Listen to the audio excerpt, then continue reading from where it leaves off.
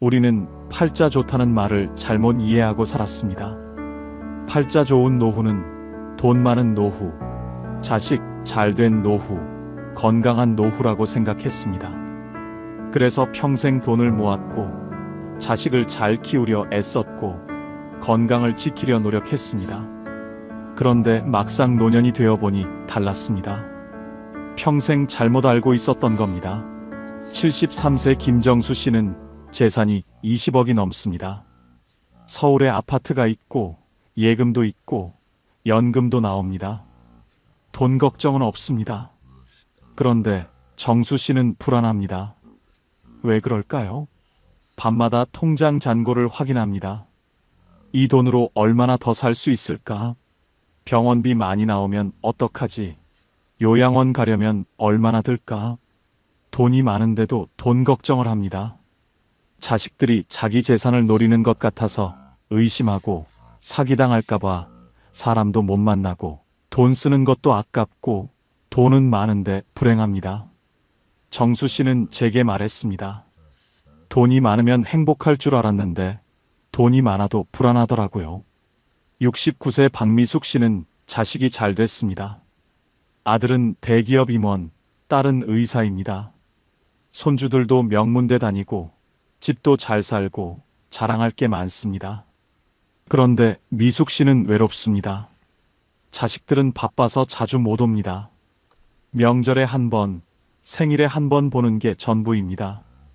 전화는 일주일에 한 번 할까 말까입니다. 미숙 씨는 친구들 만나면 자식 자랑을 합니다. 우리 아들이 이번에 또 승진했어. 우리 딸이 병원에서 인정받는데. 자랑은 하는데 마음은 허전합니다. 집에 돌아오면 텅 빈 집이 너무 넓게 느껴집니다. 미숙 씨는 제게 말했습니다.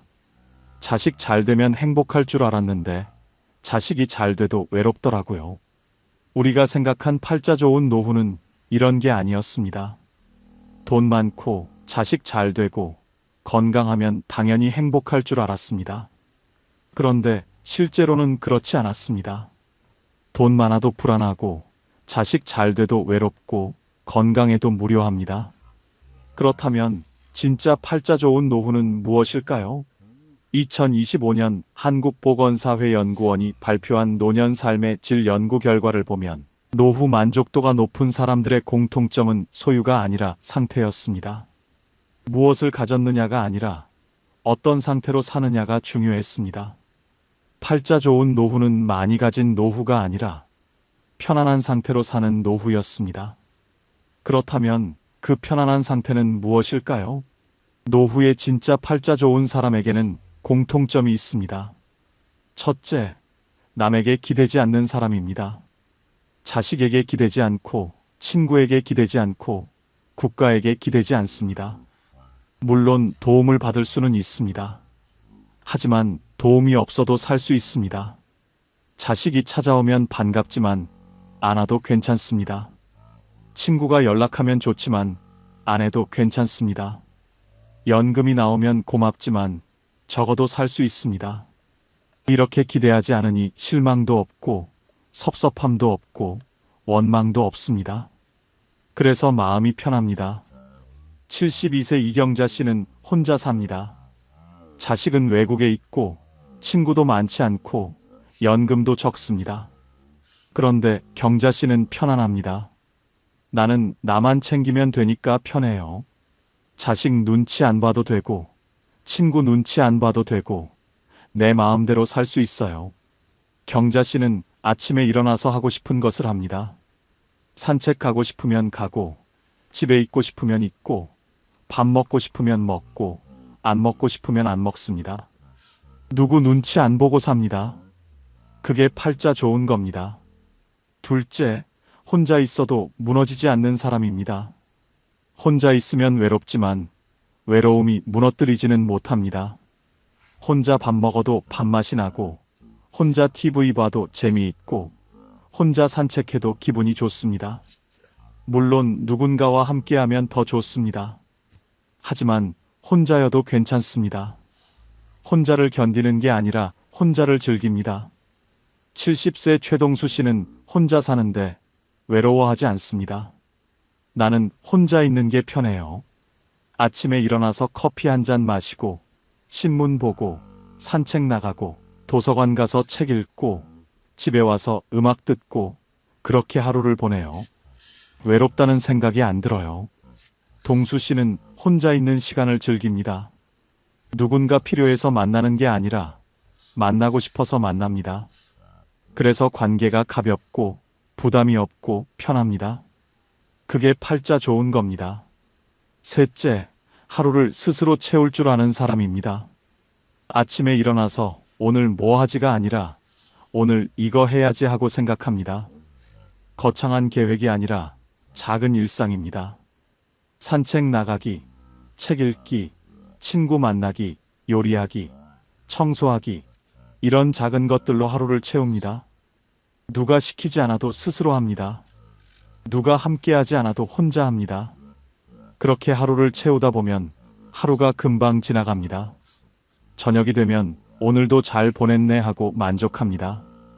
68세 윤정혜 씨는 매일 아침 계획을 세웁니다. 오늘은 산책 가고, 도서관 가고, 점심은 김치찌개 끓여 먹고, 오후에는 드라마 보고, 저녁에는 친구한테 전화하고 이렇게 하루를 계획합니다. 거창하지 않습니다. 그냥 일상입니다. 그런데 이렇게 계획하고 실천하다 보면 하루가 의미 있어집니다. 정혜 씨는 저녁에 일기를 씁니다. 오늘 산책하면서 꽃 봤다. 도서관에서 좋은 책 읽었다.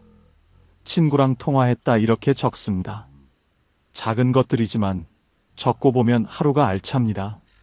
그게 팔자 좋은 겁니다. 조선시대 실학자 정약용 선생은 유배지에서 18년을 보냈습니다.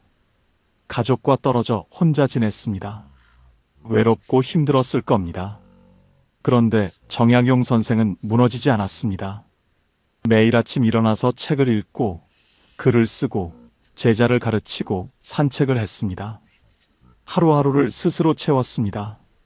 그렇게 18년을 보내고 나서 500권이 넘는 책을 남겼습니다. 정약용 선생은 이런 말씀을 하셨습니다. 하루를 헛되이 보내지 말라. 오늘을 사는 사람이 내일을 얻는다. 팔자는 타고나는 게 아니라 선택되는 겁니다. 매일 아침 일어나서 오늘을 어떻게 살지 선택하는 것, 그게 팔자를 만듭니다. 그렇다면 구체적으로 노후에 팔자 좋은 사람의 조건은 무엇일까요? 화려하지 않지만 살아보면 가장 중요한 기준들이 있습니다. 첫째, 내 집이 있습니다. 크지 않아도 됩니다. 허름해도 됩니다. 하지만 내 집입니다. 누구 눈치 안 보고 살 수 있는 공간입니다. 아침에 일어나서 거실에 나가도 되고 안 나가도 됩니다. 밥을 먹어도 되고 안 먹어도 됩니다. 청소를 해도 되고 안 해도 됩니다. 내 마음대로입니다. 월세로 사는 노인은 불안합니다. 언제까지 여기 살 수 있을까? 집주인이 나가라고 하면 어디로 가지? 이런 걱정을 합니다. 자식 집에 사는 노인도 불편합니다. 거실에 나가려다가 며느리 눈치 보고 냉장고 열려다가 사위 눈치 보고 방에만 있습니다. 하지만 내 집이 있으면 자유롭습니다. 그게 팔자 좋은 겁니다. 둘째, 빚이 없습니다. 돈이 많지 않아도 됩니다. 하지만 빚은 없습니다. 갚아야 할 돈이 없으니 마음이 편합니다. 매달 이자 걱정 안 해도 되고 독촉 전화 받을 일도 없고 밤에 편하게 잠을 잡니다. 빚이 있는 노인은 잠을 못 잡니다. 밤마다 계산기를 두드립니다. 이자가 얼마지? 원금은 언제 갚지? 죽기 전에 갚을 수 있을까? 걱정이 끝이 없습니다. 하지만 빚이 없으면 편합니다. 적게 살아도 내 것이니까 편합니다. 그게 팔자 좋은 겁니다. 셋째, 고정 수입이 있습니다. 크지 않아도 됩니다. 하지만 매달 일정하게 들어옵니다. 연금이든 임대 수입이든 이자 수입이든 뭐든 매달 들어오는 돈이 있습니다. 이 돈으로 관리비 내고 밥 사 먹고 병원 가고 그렇게 살 수 있습니다. 고정 수입이 없는 노인은 불안합니다. 이번 달은 어떻게 살지? 다음 달은 어떻게 하지? 걱정이 끝이 없습니다. 하지만 고정 수입이 있으면 편합니다. 적어도 계획을 세울 수 있습니다. 그게 팔자 좋은 겁니다. 넷째, 몸이 아직 내 말을 듣습니다. 건강하지 않아도 됩니다. 여기저기 아픈 데가 있어도 됩니다. 하지만 내가 움직이고 싶으면 움직일 수 있습니다. 화장실 혼자 갈 수 있고, 밥 혼자 먹을 수 있고, 옷 혼자 입을 수 있습니다. 완전히 건강하지 않아도 기본적인 것은 혼자 할 수 있습니다. 누워있는 노인은 불행합니다. 화장실 가려면 누군가 도와줘야 하고, 밥 먹으려면 떠먹여줘야 하고, 옷 입으려면 입혀줘야 합니다. 자존심이 상합니다. 하지만 혼자 움직일 수 있으면 자유롭습니다. 그게 팔자 좋은 겁니다. 다섯째, 교통이 편합니다. 집 근처에 버스 정류장이 있고, 지하철역이 있고, 마트가 있고, 병원이 있습니다. 걸어서 갈 수 있는 거리에 다 있습니다. 외진 곳에 사는 노인은 불편합니다. 장 보러 가려면 택시 타야 하고, 병원 가려면 자식 차 얻어 타야 하고, 나갈 때마다 눈치 봅니다. 하지만 교통이 편하면 자유롭습니다. 버스 타고 어디든 갈 수 있습니다. 그게 팔자 좋은 겁니다. 여섯째, 혼자 밥을 먹을 수 있습니다. 누군가 차려주지 않아도 됩니다. 혼자 라면 끓여 먹고, 밥 해 먹고, 김치 꺼내 먹습니다. 맛있지 않아도 됩니다.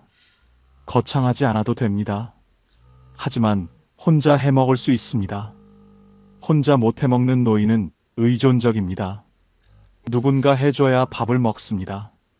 자식이 안 오면 굶고, 도우미가 안 오면 굶습니다. 하지만 혼자 해 먹을 수 있으면 자유롭습니다.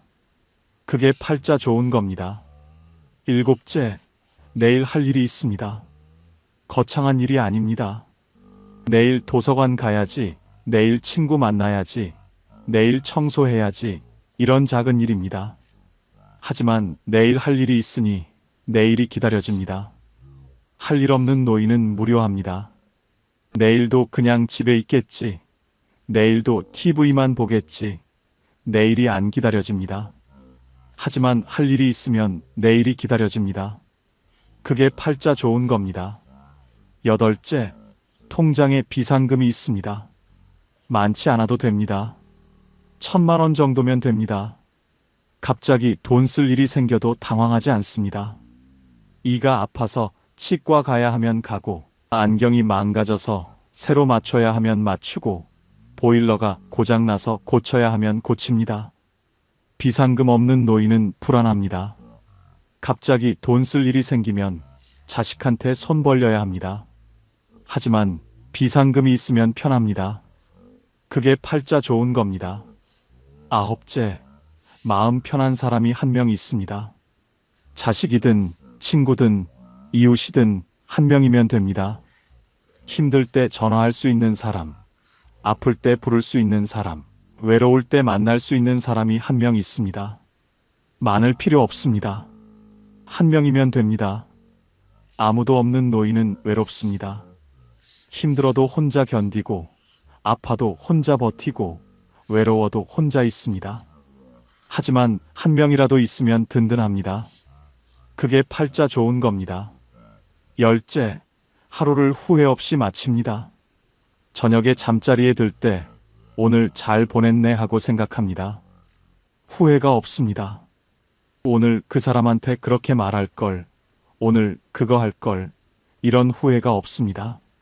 오늘 할 일을 했고, 오늘 만날 사람을 만났고, 오늘 하루를 살았습니다. 그래서 편하게 잠듭니다. 후회 많은 노인은 잠을 못 잡니다. 밤마다 후회합니다. 하지만 후회 없이 사는 노인은 편하게 잠듭니다. 그게 팔자 좋은 겁니다. 이 10가지가 노후에 팔자 좋은 사람의 현실적 조건입니다. 화려하지 않습니다. 거창하지 않습니다. 하지만 살아보니 가장 중요한 것들입니다. 이 중에서 5가지만 있어도 노후는 편안합니다. 10가지 다 있으면 노후는 축복입니다. 인생은 버텨낸 사람이 아니라 자기 하루를 지킨 사람이 이깁니다. 버티는 건 괴롭습니다. 이를 악물고 버티고 참고 버티고 견디고 버팁니다. 하지만 자기 하루를 지키는 건 편합니다. 오늘 하루 내가 하고 싶은 것 하나 하고, 내가 먹고 싶은 것 하나 먹고, 내가 만나고 싶은 사람 하나 만나고, 그렇게 하루를 지킵니다. 버티는 사람은 언젠가 무너집니다. 하지만 하루를 지키는 사람은 무너지지 않습니다. 오늘 하루를 지켰으니 내일도 지킬 수 있습니다. 그렇게 하루하루 지키다 보면 1년이 되고 10년이 됩니다. 성공이 아니라 존엄이 노후의 기준입니다. 노후는 뭔가를 이루는 시간이 아닙니다. 뭔가를 지키는 시간입니다. 내 자존심을 지키고, 내 자유를 지키고, 내 하루를 지킵니다. 크게 성공하지 않아도 됩니다. 하지만 존엄은 지켜야 합니다. 누구한테 손 벌리지 않고, 누구한테 눈치 보지 않고, 내 힘으로 삽니다. 그게 존엄입니다. 그리고 그 존엄이 노후를 지킵니다. 70대가 넘어서야 깨달은 분들이 한결같이 말씀하셨습니다. 진작 알았더라면 얼마나 좋았을까 하지만 지금 이 이야기를 들으신 여러분은 다릅니다. 여러분은 그들보다 앞서 있습니다. 노후에 가장 팔자 좋은 사람은 대단한 사람이 아니라 오늘 하루를 스스로 책임질 수 있는 사람입니다. 아침에 눈 뜨고 밥 먹고 산책 나가고 사람 만나고 책 읽고 저녁에 편하게 잠드는 사람입니다. 거창하지 않습니다. 하지만 그게 팔자 좋은 삶입니다. 우리는 평생 주는 것만 배웠지 멈추는 것은 배우지 못했습니다. 하지만 이제는 압니다. 조금 덜 해주는 것도 사랑이라는 걸요. 이제는 조금 짐을 내려놓아도 됩니다.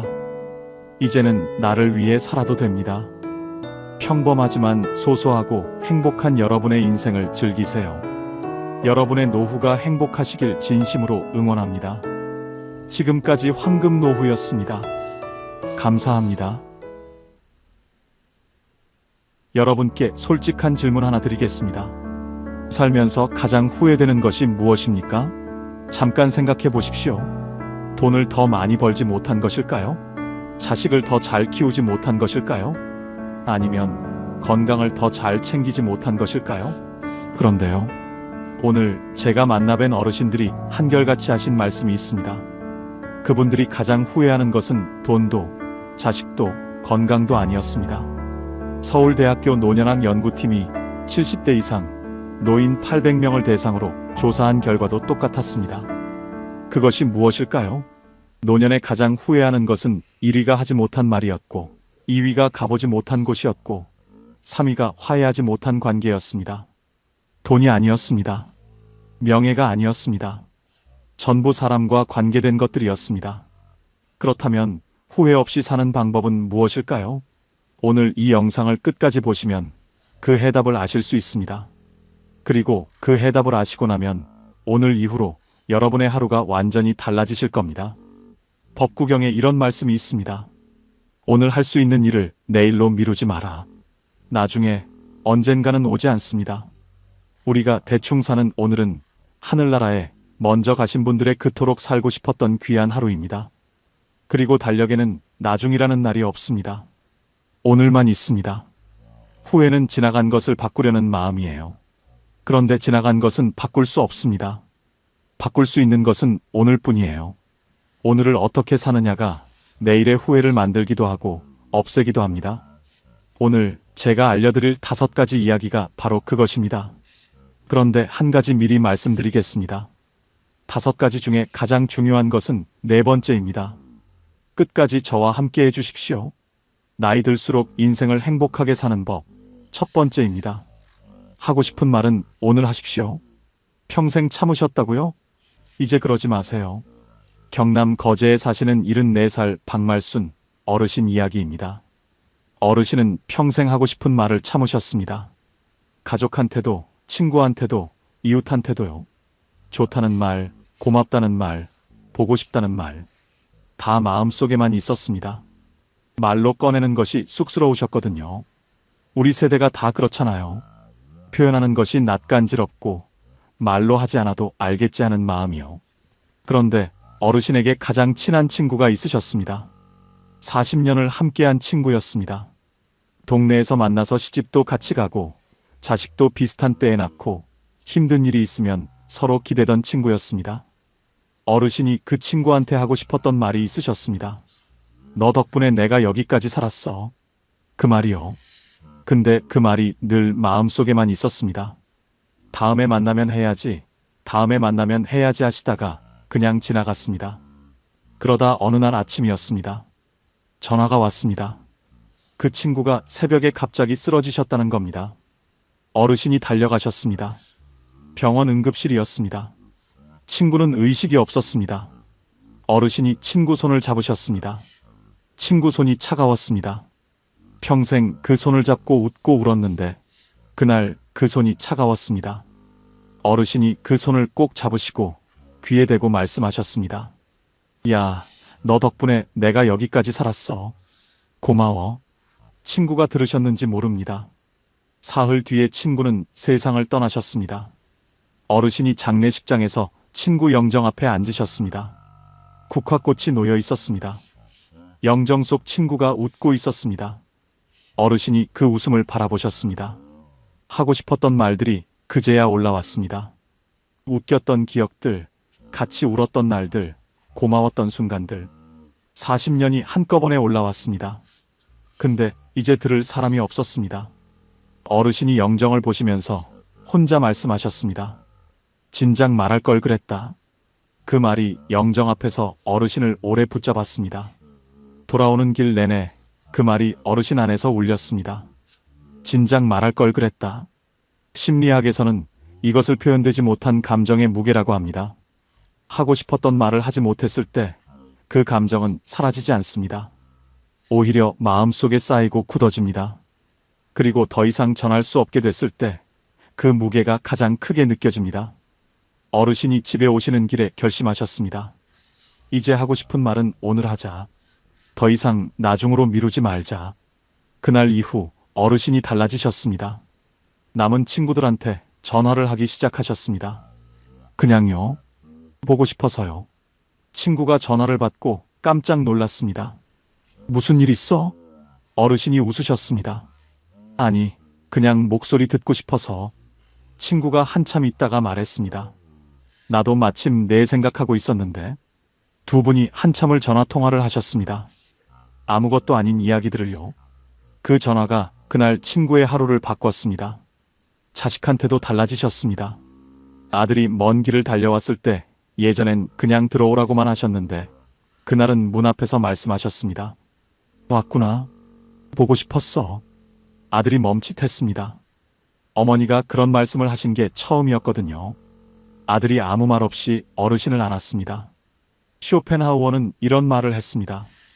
우리가 나누는 말 한마디가 상대방의 하루를 바꿀 수 있다. 그런데 그 말을 하지 않으면 아무것도 바뀌지 않는다. 말은 때가 있습니다. 꽃이 피는 때가 있듯 말도 피어야 할 때가 있습니다. 그때를 놓치면 꽃이 지듯 말도 사라집니다. 어르신이 이렇게 말씀하셨습니다. 말은 마음속에 있으면 내 것이지만 꺼내면 두 사람 것이 돼요. 나눠야 두 배가 돼요. 친구한테 못한 말이 평생 후회로 남았어요. 이제는 하고 싶은 말은 오늘 해요. 여러분께 여쭤보고 싶습니다. 지금 이 순간 하고 싶은 말이 있으신 분이 계십니까? 그 말을 오늘 하십시오. 내일로 미루지 마십시오. 그렇다면 두 번째는 무엇일까요? 혹시 가보고 싶으셨던 곳이 있으십니까? 아직 나중으로 미루고 계신 곳이요. 나이 들수록 행복하게 사는 법. 두 번째입니다. 가보고 싶은 곳은 지금 가십시오. 충북 충주에 사시는 77살 김옥순 어르신 이야기입니다. 어르신에게는 꼭 가보고 싶은 곳이 있으셨습니다. 경주였습니다. 어릴 때 교과서에서 불국사 사진을 보고 언젠가는 꼭 가봐야지 했습니다. 결혼하고 나서도 그 마음이 있었습니다. 남편이랑 같이 가야지. 근데 자식들이 어리고 살림이 빠듯하고 몸이 좀 나아지면 하다가 세월이 흘렀습니다. 자식들이 다 크고 나서는 이번엔 남편이 편찮으셨습니다. 남편 몸이 좀 나아지면 가야지. 그러다 남편이 먼저 가셨습니다. 어르신이 남편 떠나보내시고 한동안 멍하게 지내셨습니다. 어느 날 장롱을 정리하시다가 오래된 수첩을 꺼내셨습니다. 거기에 가보고 싶은 곳들이 적혀 있었습니다. 경주 불국사, 전주 한옥마을, 강릉바다. 어르신이 그 수첩을 보시다가 눈물이 나셨습니다. 남편이랑 같이 가려고 적어놨던 것들이었거든요. 이제 혼자 가야 하는데 혼자 가는 게 무슨 의미가 있나 싶으셨습니다. 그냥 수첩을 덮으셨습니다. 그러다 딸이 놀러 왔습니다. 어르신이 그 수첩 이야기를 하셨더니 딸이 말했습니다. 엄마, 혼자 가면 어때요? 어르신이 말씀하셨습니다. 혼자 가는 게 무슨 재미야? 딸이 말했습니다. 가는 게 재미있는 거잖아요. 함께 가는 사람이 없으면 아버지 생각하면서 가면 되잖아요. 어르신이 그 말이 마음에 걸리셨습니다. 며칠을 생각하셨습니다. 그러다 어느 날 아침에 버스표를 예매하셨습니다. 경주 가는 버스요? 혼자요? 버스를 타시는데 손이 좀 떨리셨다고 합니다. 이 나이에 혼자 여행을 가다니 싶으셨습니다. 그래도 가셨습니다. 불국사 입구에 내리셨습니다. 돌계단을 올라가셨습니다. 천천히요. 다리가 좀 아프셨지만 올라가셨습니다. 그리고 불국사 앞에 서셨습니다. 어르신이 그 자리에서 한참 서 계셨습니다. 교과서에서 보던 그 건물이 눈앞에 있었습니다. 생각보다 컸습니다. 생각보다 아름다웠습니다. 어르신 눈에 눈물이 고였습니다. 남편 생각이 나셨습니다. 여보, 나왔어요. 당신과 같이 오려고 했는데 내가 혼자 왔어요. 혼자여도 용기 내서 당신이 옆에 있다 생각하고 왔어요. 어르신이 한참을 그 자리에 서 계셨습니다. 순간 남편이 그리워 뺨 위로 흐르는 눈물을 주체할 수 없었습니다. 한평생 살아왔던 순간순간이 영화 필름처럼 스쳐 지나갔습니다. 그러다 살짝 미소 지으셨습니다. 왔구나. 드디어 왔구나. 그 한마디가 평생의 나중을 끝냈습니다. 어르신이 그날 불국사 경내를 천천히 걸으셨습니다. 아무도 기다리는 사람이 없었습니다. 빨리 가야 할 이유가 없었습니다. 돌 하나하나를 보시면서 걸으셨습니다. 처마 끝을 보시면서 걸으셨습니다.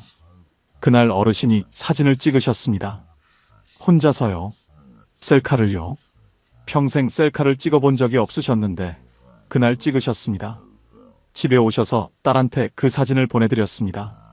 딸이 전화를 했습니다. 엄마 표정 좀 봐요. 너무 좋아 보여요.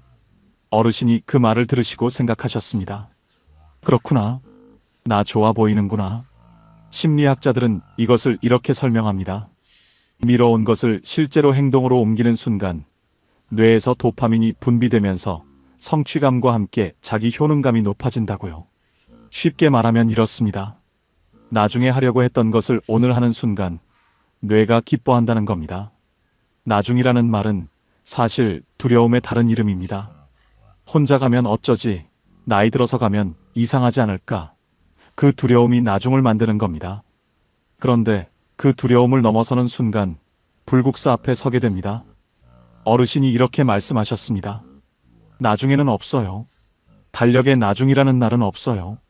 오늘만 있어요. 가고 싶으면 지금 가세요. 혼자 가도 돼요. 혼자 가는 것도 여행이에요. 여러분께 여쭤보고 싶습니다. 지금 이 순간 가보고 싶은 곳이 있으십니까? 그곳에 언제 가실 겁니까?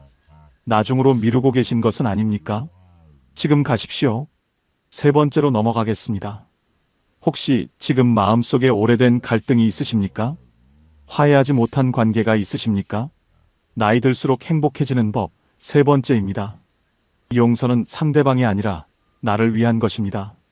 전남 광양에 사시는 76살 최수님 어르신 이야기입니다. 어르신에게는 오래된 가족 갈등이 있으셨습니다. 남매 간의 일이었습니다. 어릴 때부터 사이가 좋지 않으셨던 남매였는데 어른이 되고 나서 재산 문제로 크게 다퉜습니다. 그 뒤로 20년 동안 말을 안 하셨습니다. 명절에도 서로 시간을 달리해서 다녔습니다. 어르신은 그 동생을 생각하면 아직도 속이 끓으셨습니다. 억울하셨고 서운하셨고 분하셨습니다. 그 감정이 20년이 지났는데도 그대로였습니다. 어르신이 친구한테 그 이야기를 하면 친구가 말했습니다. 그냥 용서해. 나이 들어서까지 그러면 뭐가 좋아? 어르신이 말씀하셨습니다. 용서? 내가 왜 용서해? 내가 잘못한 게 없는데. 그 말이 맞았습니다. 어르신이 잘못한 것이 없었습니다. 그런데 그 억울함을 20년 동안 품고 사셨습니다. 그러다 어느 날 동생이 아팠다는 소식을 들으셨습니다. 위암이었습니다. 수술을 했다는 말을 들으셨습니다. 어르신이 그날 밤 잠을 못 주무셨습니다. 어릴 적 동생이 귀여웠는데 왜 동생하고 이렇게 되었을까? 동생은 미운 사람인데 왜 잠이 안 오지? 어르신이 새벽에 누워서 생각하셨습니다. 동생이 위독해져서 죽으면 어떡하지? 그 생각이 드는 순간 어르신이 스스로 놀라셨습니다. 동생이 그냥 미운 줄 알았는데. 어르신이 며칠을 생각하셨습니다. 그러다 어느 날 차를 타셨습니다. 동생 집 쪽으로 가셨습니다. 집 앞에 도착하셨습니다. 차에서 내리셨습니다. 대문 앞에 서셨습니다. 초인종이 보였습니다. 손이 올라가지 않았습니다. 멍하니 서 계셨습니다. 5분이 지났습니다. 10분이 지났습니다. 20분이 지났습니다. 담장 너머로 마당에 감나무가 보였습니다. 어릴 때 동생과 같이 그 감나무에서 감을 따던 기억이 올라왔습니다. 까르르 웃으며 재밌던 적도 있었어요. 마음이 착잡했습니다. 어르신이 결국 돌아서셨습니다. 차에 타셨습니다. 집으로 오셨습니다. 그런데 이상했습니다. 집에 오시는 길에 마음이 조금 가벼우셨습니다. 초인종을 누르지 못했는데도요. 동생을 만나러 가려고 했다는 것만으로도 뭔가 달라지는 것 같으셨습니다. 일주일이 지났습니다. 어르신이 다시 차를 타셨습니다. 동생 집 앞에 도착하셨습니다. 여전히 감이 주렁주렁 열려 있었어요. 이번엔 차에서 내리시자마자 걸어가셨습니다. 생각할 시간을 주지 않으셨습니다. 그리고 초인종을 누르셨어요. 딸깍. 잠시 후 문이 열렸습니다. 그 동생이 나왔습니다. 얼굴 안 보고 산지 얼마 만인지 20년 만이었습니다. 동생은 많이 야위어 있었습니다. 두 분이 마주 보셨습니다. 아무 말도 없었습니다. 그러다 동생분이 말했습니다. 왔어? 어르신이 말씀하셨습니다. 왔어. 그게 전부였습니다. 두 분이 마루에 앉으셨습니다. 대추차를 한 잔씩 드셨습니다. 말이 없었습니다. 그냥 차를 드셨습니다. 그 침묵이 불편하지 않으셨습니다. 이상하게요. 20년의 침묵과는 다른 침묵이었습니다. 20년의 침묵은 차갑고 딱딱한 침묵이었는데 그날의 침묵은 따뜻하고 부드러운 침묵이었습니다. 차를 다 드시고 나서 어르신이 일어나셨습니다. 가야겠다고 하셨습니다. 동생이 문까지 따라 나왔습니다. 어르신이 돌아서서 걸어가시는데 동생분이 말했습니다. 다음에 또 와. 어르신은 뒤를 돌아보지 않고 손을 드셨습니다. 그리고 차에 타셨습니다. 쇼펜하우어는 이런 말을 했습니다. 다른 사람의 잘못에 분노하는 것은 남이 지른 불에 내가 타는 것과 같다. 불을 지른 것은 상대방인데 타는 것은 나입니다. 용서는 상대방에게 주는 선물이 아닙니다. 내가 나에게 주는 선물입니다. 오래된 원망을 붙들고 있는 것은 뜨거운 숯덩이를 손에 쥐고 상대방에게 던지려는 것과 같습니다. 가장 많이 되는 것은 내 손입니다. 어르신이 이렇게 말씀하셨습니다. 용서한 게 아니에요. 그냥 동생 얼굴만 한번 보려고 갔어요. 근데 갔더니 내 마음이 달라지더라고요. 용서는 상대방을 위한 게 아니에요. 나를 위한 거예요. 20년 동안 내가 나를 가뒀던 거예요. 이제 그 감옥 속에서 나온 것 같아요. 여러분께 여쭤보고 싶습니다. 지금 이 순간 화해하지 못한 관계가 있으십니까? 그 관계 때문에 밤에 잠이 안 오신 적이 있으십니까? 용서는 상대방을 위한 것이 아니라 나를 위한 것입니다. 나이 들수록 행복해지는 법, 네 번째입니다. 오늘 이 영상에서 제가 가장 드리고 싶은 이야기입니다. 내가 나를 가장 먼저 안아줘야 합니다. 잠깐 멈추겠습니다. 지금부터 드릴 이야기가 오늘 이 영상에서 가장 깊은 이야기입니다. 여러분께 먼저 한 가지 여쭤보겠습니다. 여러분은 지금 여러분 자신이 좋으십니까? 나 자신이 좋다. 나는 잘 살아왔다. 그런 생각이 드십니까? 망설여지신다고요? 선뜻 그렇다고 하시기 어려우신 분이 계시죠? 그렇다면 이 이야기는 여러분을 위한 것입니다. 끝까지 들어보세요. 경북 영천에 사시는 79살 이말래 어르신 이야기입니다. 어르신은 평생 스스로에게 가혹하셨습니다. 더 잘해야 했는데, 더 참아야 했는데, 더 잘 키워야 했는데, 자식이 힘들면 내 탓, 남편이 힘들면 내 탓, 집안이 어려우면 내 탓. 그 자책이 평생 어르신을 따라다녔습니다. 어르신이 잘한 것들도 많으셨습니다. 가난한 살림에 자식 셋을 다 가르치셨고, 시부모를 10년 넘게 모시셨고, 남편 병치레를 혼자 감당하셨습니다. 대단한 일들이었습니다. 그런데 어르신은 그것들을 잘한 것이라고 생각하지 않으셨습니다. 당연히 해야 하는 것을 한 것뿐이라고 생각하셨습니다. 칭찬받을 일이 아니라고요. 그러면서 잘못한 것들은 아주 크게 보셨습니다. 자식한테 한번 크게 화를 냈던 것, 시어머니한테 퉁명스럽게 대했던 것, 남편한테 서운한 말을 했던 것, 그것들이 수십 년이 지나도 마음속에 남아 있으셨습니다. 어르신이 혼자 계실 때면 그 기억들이 올라왔습니다. 그때 내가 왜 그랬을까? 그때 좀 더 잘해줬어야 하는데. 그 자책이 어르신을 오래 붙잡았습니다. 정말 힘들었습니다. 울컥울컥한 날이 수없이 많았습니다. 그러다 어르신 팔순 생일날이었습니다. 자식들이 다 모였습니다. 손주들도 왔어요. 케이크에 불을 켰습니다. 다들 박수를 치셨습니다. 어르신이 소원을 비시고 불을 끄셨습니다. 케이크를 자르는데 중학교 다니는 손녀가 어르신 옆으로 왔습니다. 그리고 말했습니다. 할머니는 할머니 자신이 좋아요? 어르신이 그 질문을 들으시고 웃으시려다가 멈추셨습니다. 좋아요? 할머니 자신이요? 그 질문이 어르신한테 처음으로 오는 질문이었습니다. 평생 누구도 그런 걸 물어본 적이 없었습니다. 어르신 스스로도 그런 걸 생각해 본 적이 없었습니다. 어르신이 난처한 표정을 지으면서 대답을 못 하셨습니다. 손녀가 초롱초롱한 눈으로 할머니의 대답을 기다렸어요. 어르신이 한참을 있다가 눈물을 흘리셨습니다. 소리 없이요. 케이크 앞에서 가만히 할머니의 뺨위로 눈물이 흘렀습니다. 손녀가 놀라서 할머니 왜 울어요? 하고 물었습니다. 어르신이 눈물을 닦으시면서 말씀하셨습니다. 아니야. 그냥 내가 나 자신이 좋은지 한 번도 생각해 본 적이 없었네 싶어서. 그날 밤이었습니다. 손님들이 다 돌아가고 어르신이 혼자 방에 계셨습니다. 화장대 앞에 앉으셨습니다. 거울을 보셨습니다. 거울 속에 79살 어르신이 계셨습니다. 주름이 많았습니다. 머리가 하였습니다. 어르신이 그 얼굴을 오래 보셨습니다. 그러다 혼자 말씀하셨습니다. 이말래, 너 정말 잘 살았어. 평생 동안 진짜 수고했어. 그 말이 처음엔 어색하셨습니다. 내가 왜 이런 말을 하나 싶으셨습니다. 그런데 한 번 더 하셨습니다.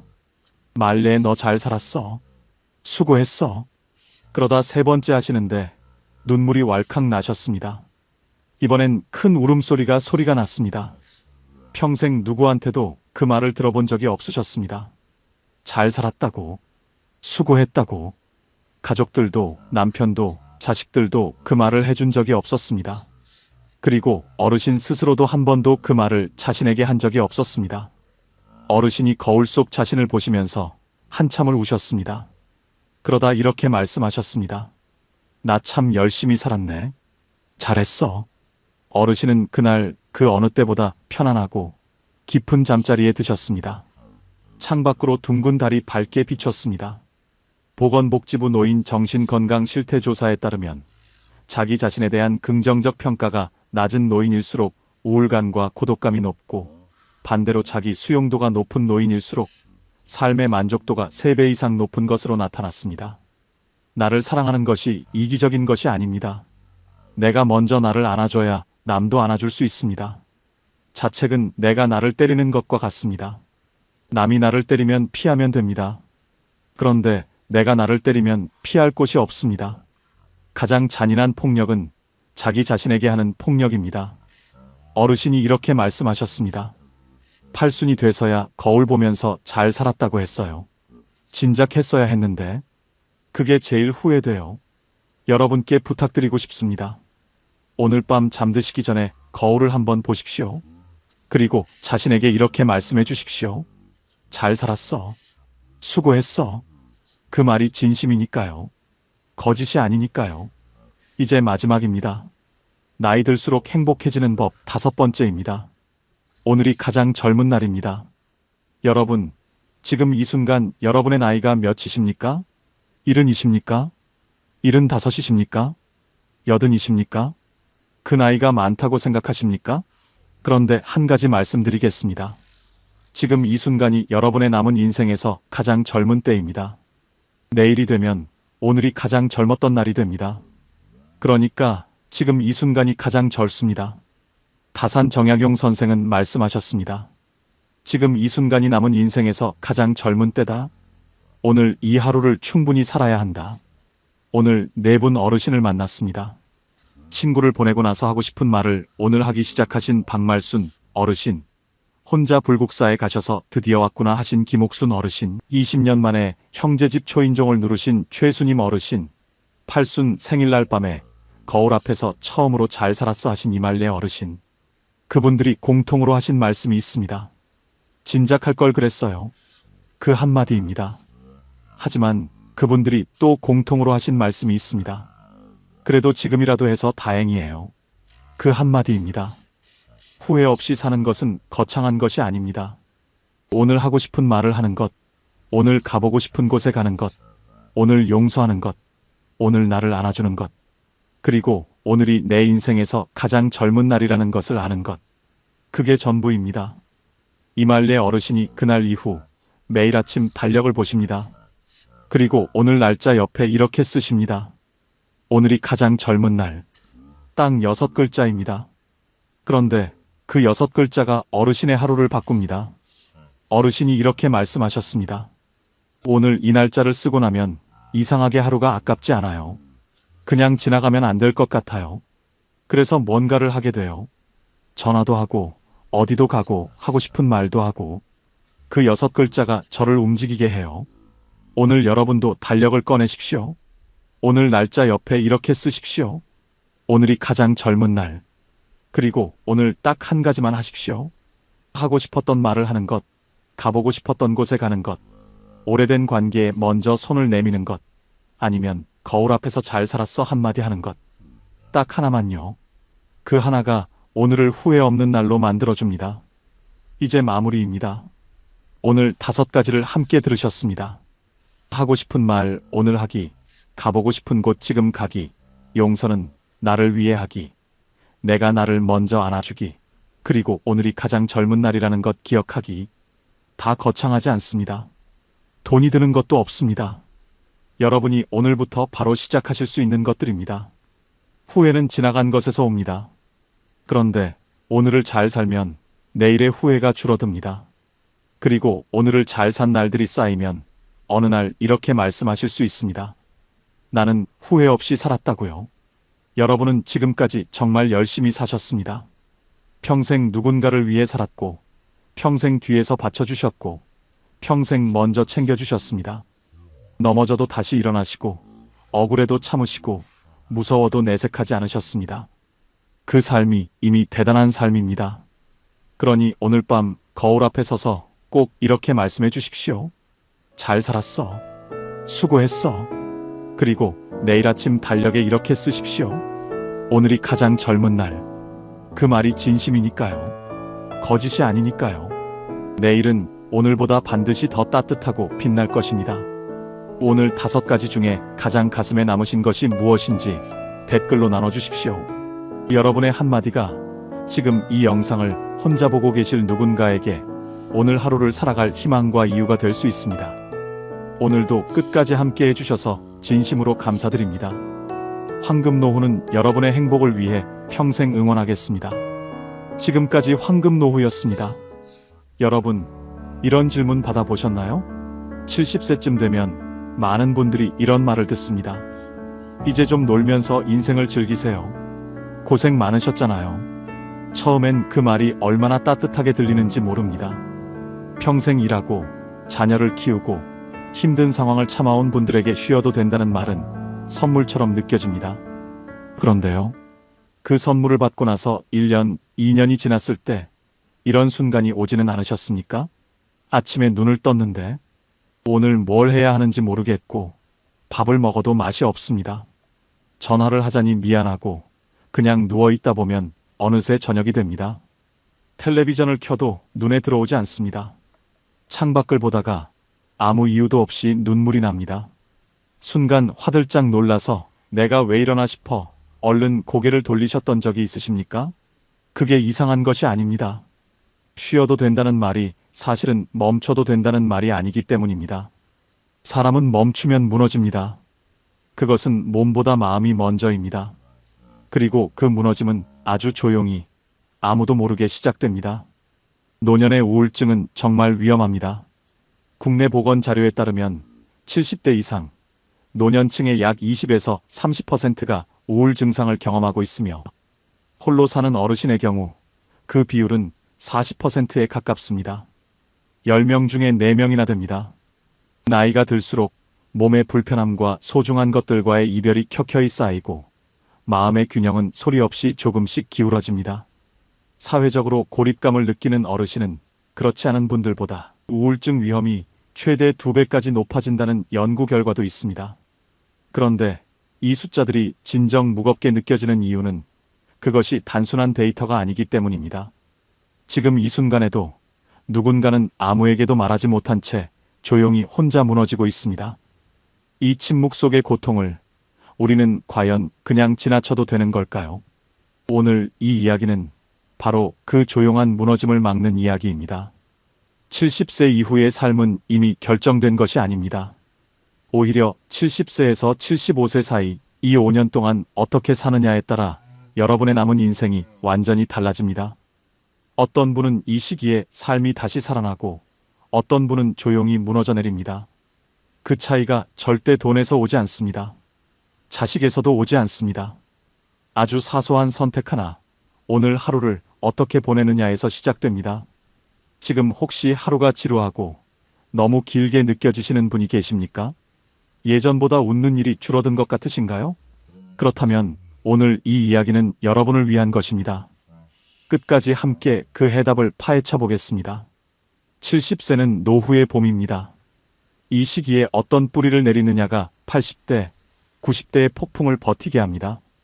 통계청이 발표한 고령자 통계에 따르면 70대 이후 규칙적으로 몸을 움직이는 노인과 그렇지 않은 노인의 건강 격차는 5년 이내에 뚜렷하게 벌어지기 시작합니다. 몸만이 아닙니다. 관계도 이 시기에 굳어집니다. 70세 이후에 새로운 사람을 만나기 시작한 분들은 이후에도 계속 새로운 인연이 이어집니다. 반대로 이 시기에 집안에서만 지내기 시작한 분들은 점점 고립이 깊어집니다. 마음가짐도 이 시기에 자리를 잡습니다. 아침에 일어나서 내가 무언가를 선택하느냐 아니면 그냥 흘러가느냐, 그 습관이 한번 굳어지면 바꾸기가 쉽지 않습니다. 그래서 이 5년이 중요합니다. 이 5년이 노후의 골든타임입니다. 이 시간을 어떻게 보내느냐가 노후 인생 앞으로의 10년, 20년을 결정합니다. 지금은 100세 시대입니다. 이제 두 분의 이야기를 들려드리겠습니다. 충청북도 청주에 사는 이명자 씨 74살입니다. 이분은 이른에 남편을 잃었습니다. 30년을 함께 살아온 사람이 갑자기 없어졌습니다. 처음 몇 달은 아무것도 할 수 없었습니다. 자식들이 왔다 갔다 했고 시간이 지나면서 각자의 자리로 돌아갔습니다. 이명자 씨는 혼자 남았습니다. 그리고 기다리기 시작했습니다. 자식이 오기를, 전화가 오기를, 좋은 날이 오기를. 바깥에 나가는 것이 귀찮아졌습니다. 밥을 차려 먹는 것도 번거로웠습니다.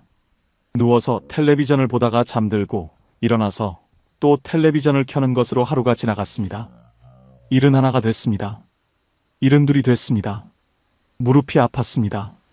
그런데 병원에 가는 것도 귀찮았습니다. 73이 됐습니다. 동네 슈퍼까지 걷는 것이 힘들어졌습니다. 74이 됐습니다. 계단이 무서워졌습니다. 4년이 지났습니다. 이분이 그 4년 동안 한 것은 기다리는 것이었습니다.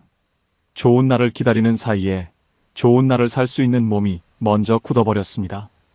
혹시 지금 이 이야기가 남의 이야기처럼 들리지 않으시는 분이 계십니까? 지금 집안에서 무언가를 기다리고 계신 분이 계십니까? 그렇다면 지금 바로 다음 이야기를 들어주십시오. 같은 청주에 사는 박수님 씨, 75살입니다. 이분도 이른해 남편을 잃었습니다. 처음 3달은 이분도 힘들었습니다. 밥을 못 먹었고 잠을 못 잤습니다. 그런데 넉 달째 되던 날 아침, 이분은 신발을 신었습니다. 특별한 이유가 없었습니다. 그냥 나가야 할 것 같았습니다. 동네 한 바퀴를 걸었습니다. 무릎이 시큰거렸습니다. 숨이 찼습니다. 그런데 걷다가 이웃집 담벼락에 빨간 장미가 피어 있었습니다. 그 앞에서 한참을 멈췄습니다. 예쁘다는 생각이 들었습니다. 몇 달 만에 처음 드는 생각이었습니다. 눈물이 났습니다. 슬픔의 눈물이 아니었습니다. 살아있다는 눈물이었습니다. 아직 꽃이 예쁘게 보이는 눈이 내게 있구나 하는 눈물이었습니다. 다음 날 또 걸었습니다. 걷다가 복지관 앞을 지나쳤습니다. 안에서 웃음소리가 들렸습니다. 잠깐 망설였습니다. 그리고 들어갔습니다. 거기서 처음으로 화투를 배웠습니다. 화투를 치면서 웃었습니다. 오랫동안 잊고 있던 웃음이었습니다. 71, 매주 복지관을 갔습니다. 72, 친구들과 봄나들이를 갔습니다. 73, 손자한테 그림 그리는 법을 배웠습니다. 75, 친구들과 제주도 여행을 다녀왔습니다. 지금 이분의 얼굴에는 빛이 납니다. 같은 청주, 같은 나이, 같은 처지. 그런데 삶이 완전히 달라졌습니다. 무엇이 달랐습니까? 신발을 신었는가, 신지 않았는가. 그 하나였습니다. 에픽테토스는 말했습니다. 당신에게 일어나는 일이 당신을 만드는 것이 아니다. 그 일에 어떻게 반응하느냐가 당신을 만든다. 이명자 씨와 박수님 씨에게 일어난 일은 같았습니다. 그런데 반응이 달랐습니다. 그 반응 하나가 4년 뒤의 삶을 완전히 갈라놓았습니다. 그렇다면 행복한 노년과 무너지는 노후의 차이를 만드는 것은 무엇입니까? 오늘 5가지로 말씀드리겠습니다.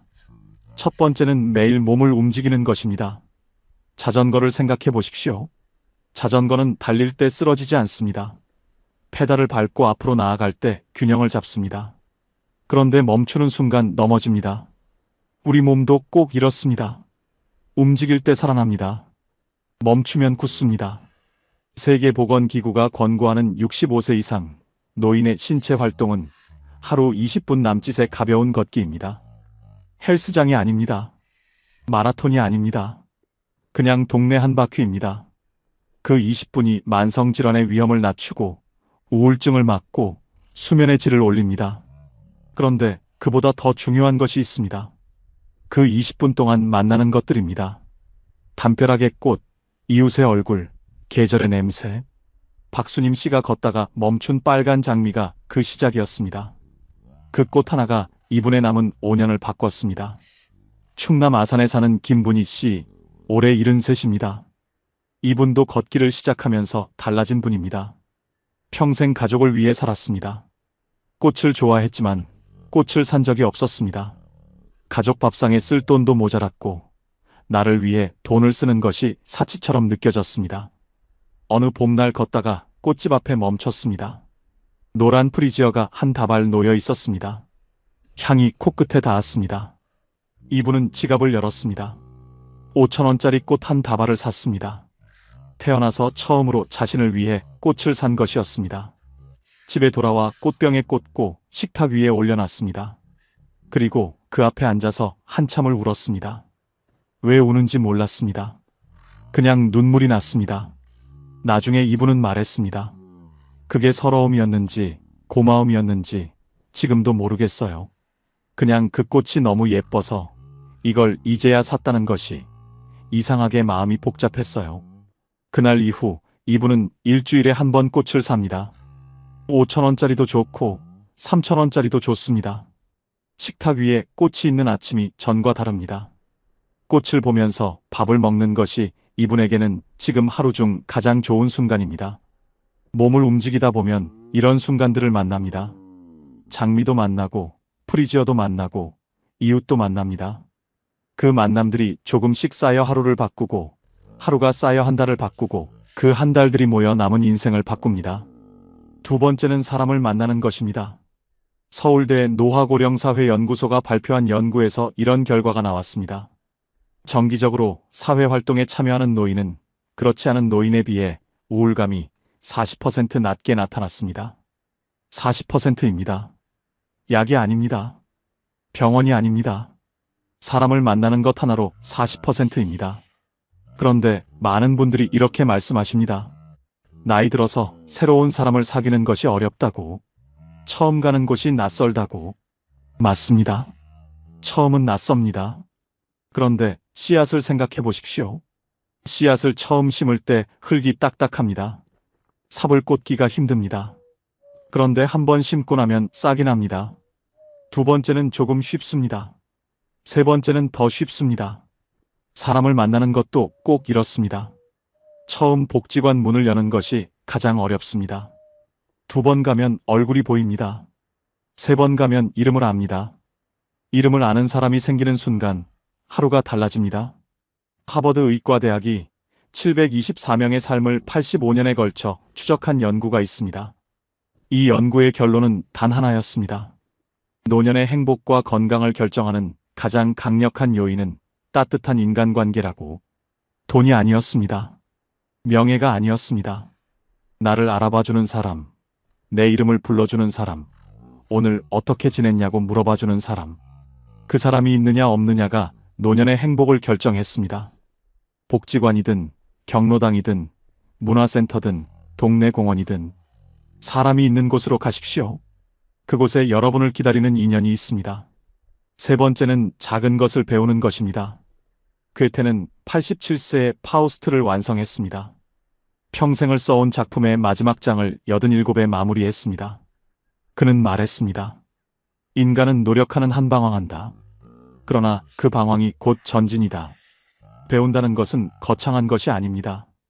스마트폰으로 사진 찍는 법을 배우는 것도 좋습니다.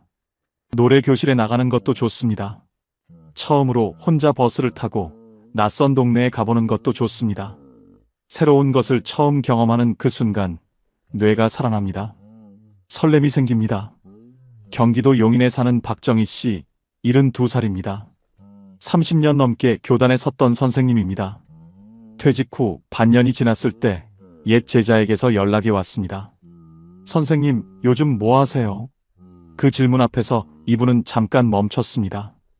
답이 없었습니다. 그냥 있어요. 그 말이 이분에게 충격이었습니다. 30년을 교단에서 살았던 사람이 반년이 지난 뒤에 아무 답도 없다는 것이. 그날 밤 이분은 오래 생각했습니다. 그리고 다음날 아침 걷기를 시작했습니다. 2달이 지나자 수채화 수업을 등록했습니다. 젊을 때부터 배우고 싶었던 것이었습니다. 항상 나중에 하자고 미뤄왔던 것이었습니다. 첫 수업날 팔레트 앞에 앉았을 때 가슴이 뛰었습니다. 설렘이었습니다. 이 나이에 설렘이 있다는 것이 새삼스러웠습니다. 지금 이분은 매주 화요일 오전이 기다려집니다. 아들이 가끔 전화해서 말합니다.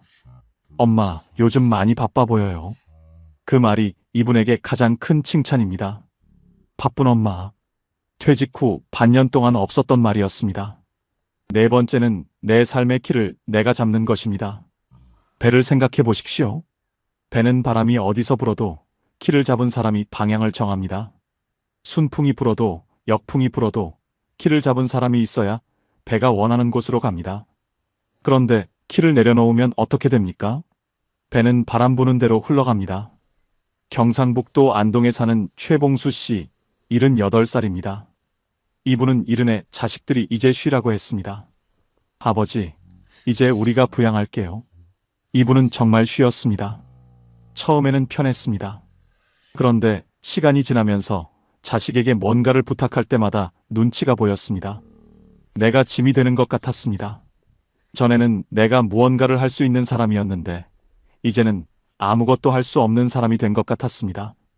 75이 됐을 때 거울을 보다가 눈물이 났습니다. 아무 이유도 없이. 78 어느 날 밤 이분은 이런 생각이 들었다고 합니다. 내 남은 시간에 내가 한 것이 아무것도 없구나. 그때 정약용 선생의 말씀이 떠오릅니다. 하루를 헛되이 보내는 것은 하루를 잃는 것이 아니라 삶 전체를 조금씩 잃는 것이다. 최봉수 씨는 이른에 키를 내려놓았습니다. 그리고 8년 동안 바람 부는 대로 흘러갔습니다. 자식이 부양해준다고 해서 내 삶의 키를 내려놓으면 안 됩니다. 내 밥상을 내가 차리고, 내 하루를 내가 시작하고, 내 외출을 내가 결정하는 것. 그것이 작은 것처럼 보이지만 사실은 내 삶의 존엄을 지키는 일입니다. 부모가 자신의 삶을 당당하게 살아갈 때 자식도 죄책감 없이 자신의 삶을 살 수 있습니다. 부모가 빛나면 자식도 편안해집니다. 그것이 자식을 위한 가장 깊은 사랑이기도 합니다. 5번째는 오늘 하루에서 작은 것을 발견하는 것입니다. 박수님 씨가 담벼락 앞에서 멈췄던 그 빨간 장미, 김분희 씨가 식탁 위에 올려놓은 노란 프리지아, 그것이 이분들의 삶을 바꿨습니다. 오늘 아침 밥이 따뜻했다는 것, 오늘 하늘이 맑았다는 것, 오늘 전화할 수 있는 사람이 한 명 있다는 것. 그 작은 것들을 보는 눈이 열리면 하루가 달라집니다. 안경 렌즈를 바꾸는 것처럼 같은 세상이 다르게 보이기 시작합니다. 이것이 사치처럼 느껴지신다면 이렇게 생각해 보십시오. 평생 가족과 남을 위해 살아오셨습니다. 이제는 오늘 하루의 작은 아름다움을 내가 먼저 알아채는 것. 그것이 여러분이 오랫동안 받았어야 했던 것입니다. 오늘 살아있다는 것 하나로 충분합니다. 이 5가지가 결국 하나로 모입니다. 70세 이후의 삶은 환경이 만드는 것이 아니라 선택이 만든다는 것입니다. 이명자 씨와 박수님 씨에게 주어진 환경은 같았습니다. 그런데 선택이 달랐습니다. 박정희 씨에게 퇴직은 위기였습니다. 그런데 그 위기 앞에서 신발을 신었습니다. 김분희 씨는 평생 꽃을 사지 못했습니다. 그런데 73세 처음으로 자신을 위해 꽃을 샀습니다. 그 선택들이 쌓여 지금의 그분들이 됐습니다. 꽃은 내년을 기약하지 않습니다.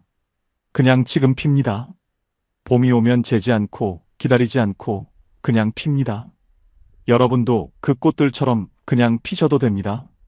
지금 이 나이에 이 자리에서 그냥 활짝 피셔도 됩니다. 박수님 씨가 제주도 여행에서 돌아오던 날 밤이었습니다.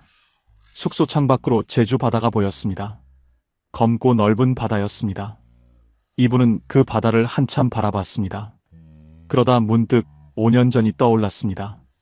넉 달째 되던 날 아침, 무릎이 시큰거리면서도 신발을 신던 그날, 담벼락 앞에서 빨간 장미를 보고 눈물을 흘리던 그날, 그날의 자신이 지금 제주 바다 앞에 서 있다는 것이 믿어지지 않았습니다.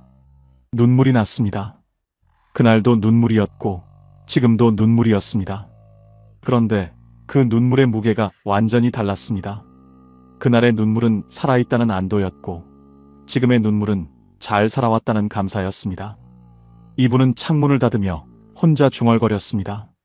그날 신발을 신길 잘했다. 그 한마디였습니다. 지금 이 영상을 보고 계신 분이 70이시라면 골든타임이 지금 시작되고 있습니다. 75이시라면 골든타임의 마지막에 서 계십니다. 어느 쪽이든 괜찮습니다. 지금 시작해도 됩니다. 박수님 씨는 70에 신발을 신었고 75에 제주도를 갔습니다. 5년이면 그렇게 달라질 수 있습니다. 오늘 당장 딱 하나만 하십시오. 내일 아침 신발을 신으십시오.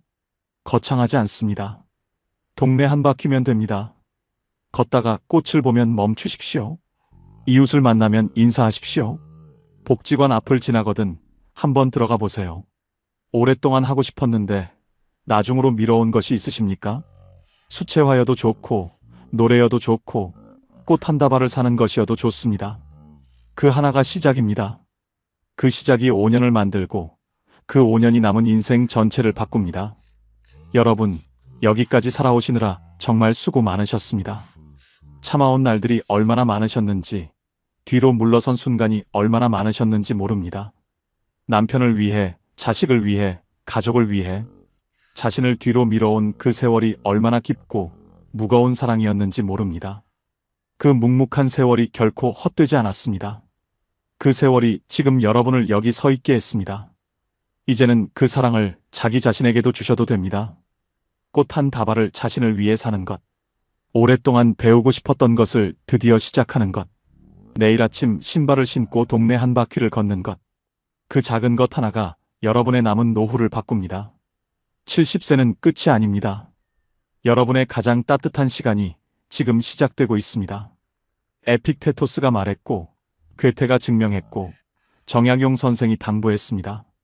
결국 같은 말입니다. 지금 이 순간, 당신의 선택이 당신의 남은 인생입니다. 오늘 이 이야기가 마음에 닿으셨다면 댓글로 한마디 남겨주세요. 지금 사시는 지역과 함께 내일 시작하고 싶은 것 하나를 써주십시오. 그 한 줄이 지금 혼자 이 영상을 보고 있는 누군가에게 가장 현실적인 용기가 되고 여러분의 황금 노후를 위한 다짐이 됩니다. 오늘도 끝까지 함께 해주셔서 진심으로 감사드립니다. 황금 노후는 여러분의 행복을 위해 평생 응원하겠습니다. 지금까지 황금 노후였습니다. 한평생 가족을 위해 살았는데 나이가 들고 보니 가족과 함께 있어도 문득 외로워 눈물이 주르르 흐릅니다. 아무 이유도 없이 밥상 앞에서, 거실에서, 손자들이 떠드는 소리 속에서 내가 왜 이러나 싶어 얼른 고개를 돌리셨던 적이 있으십니까? 그게 이상한 것이 아닙니다. 함께 있다고 행복한 것이 아니기 때문입니다.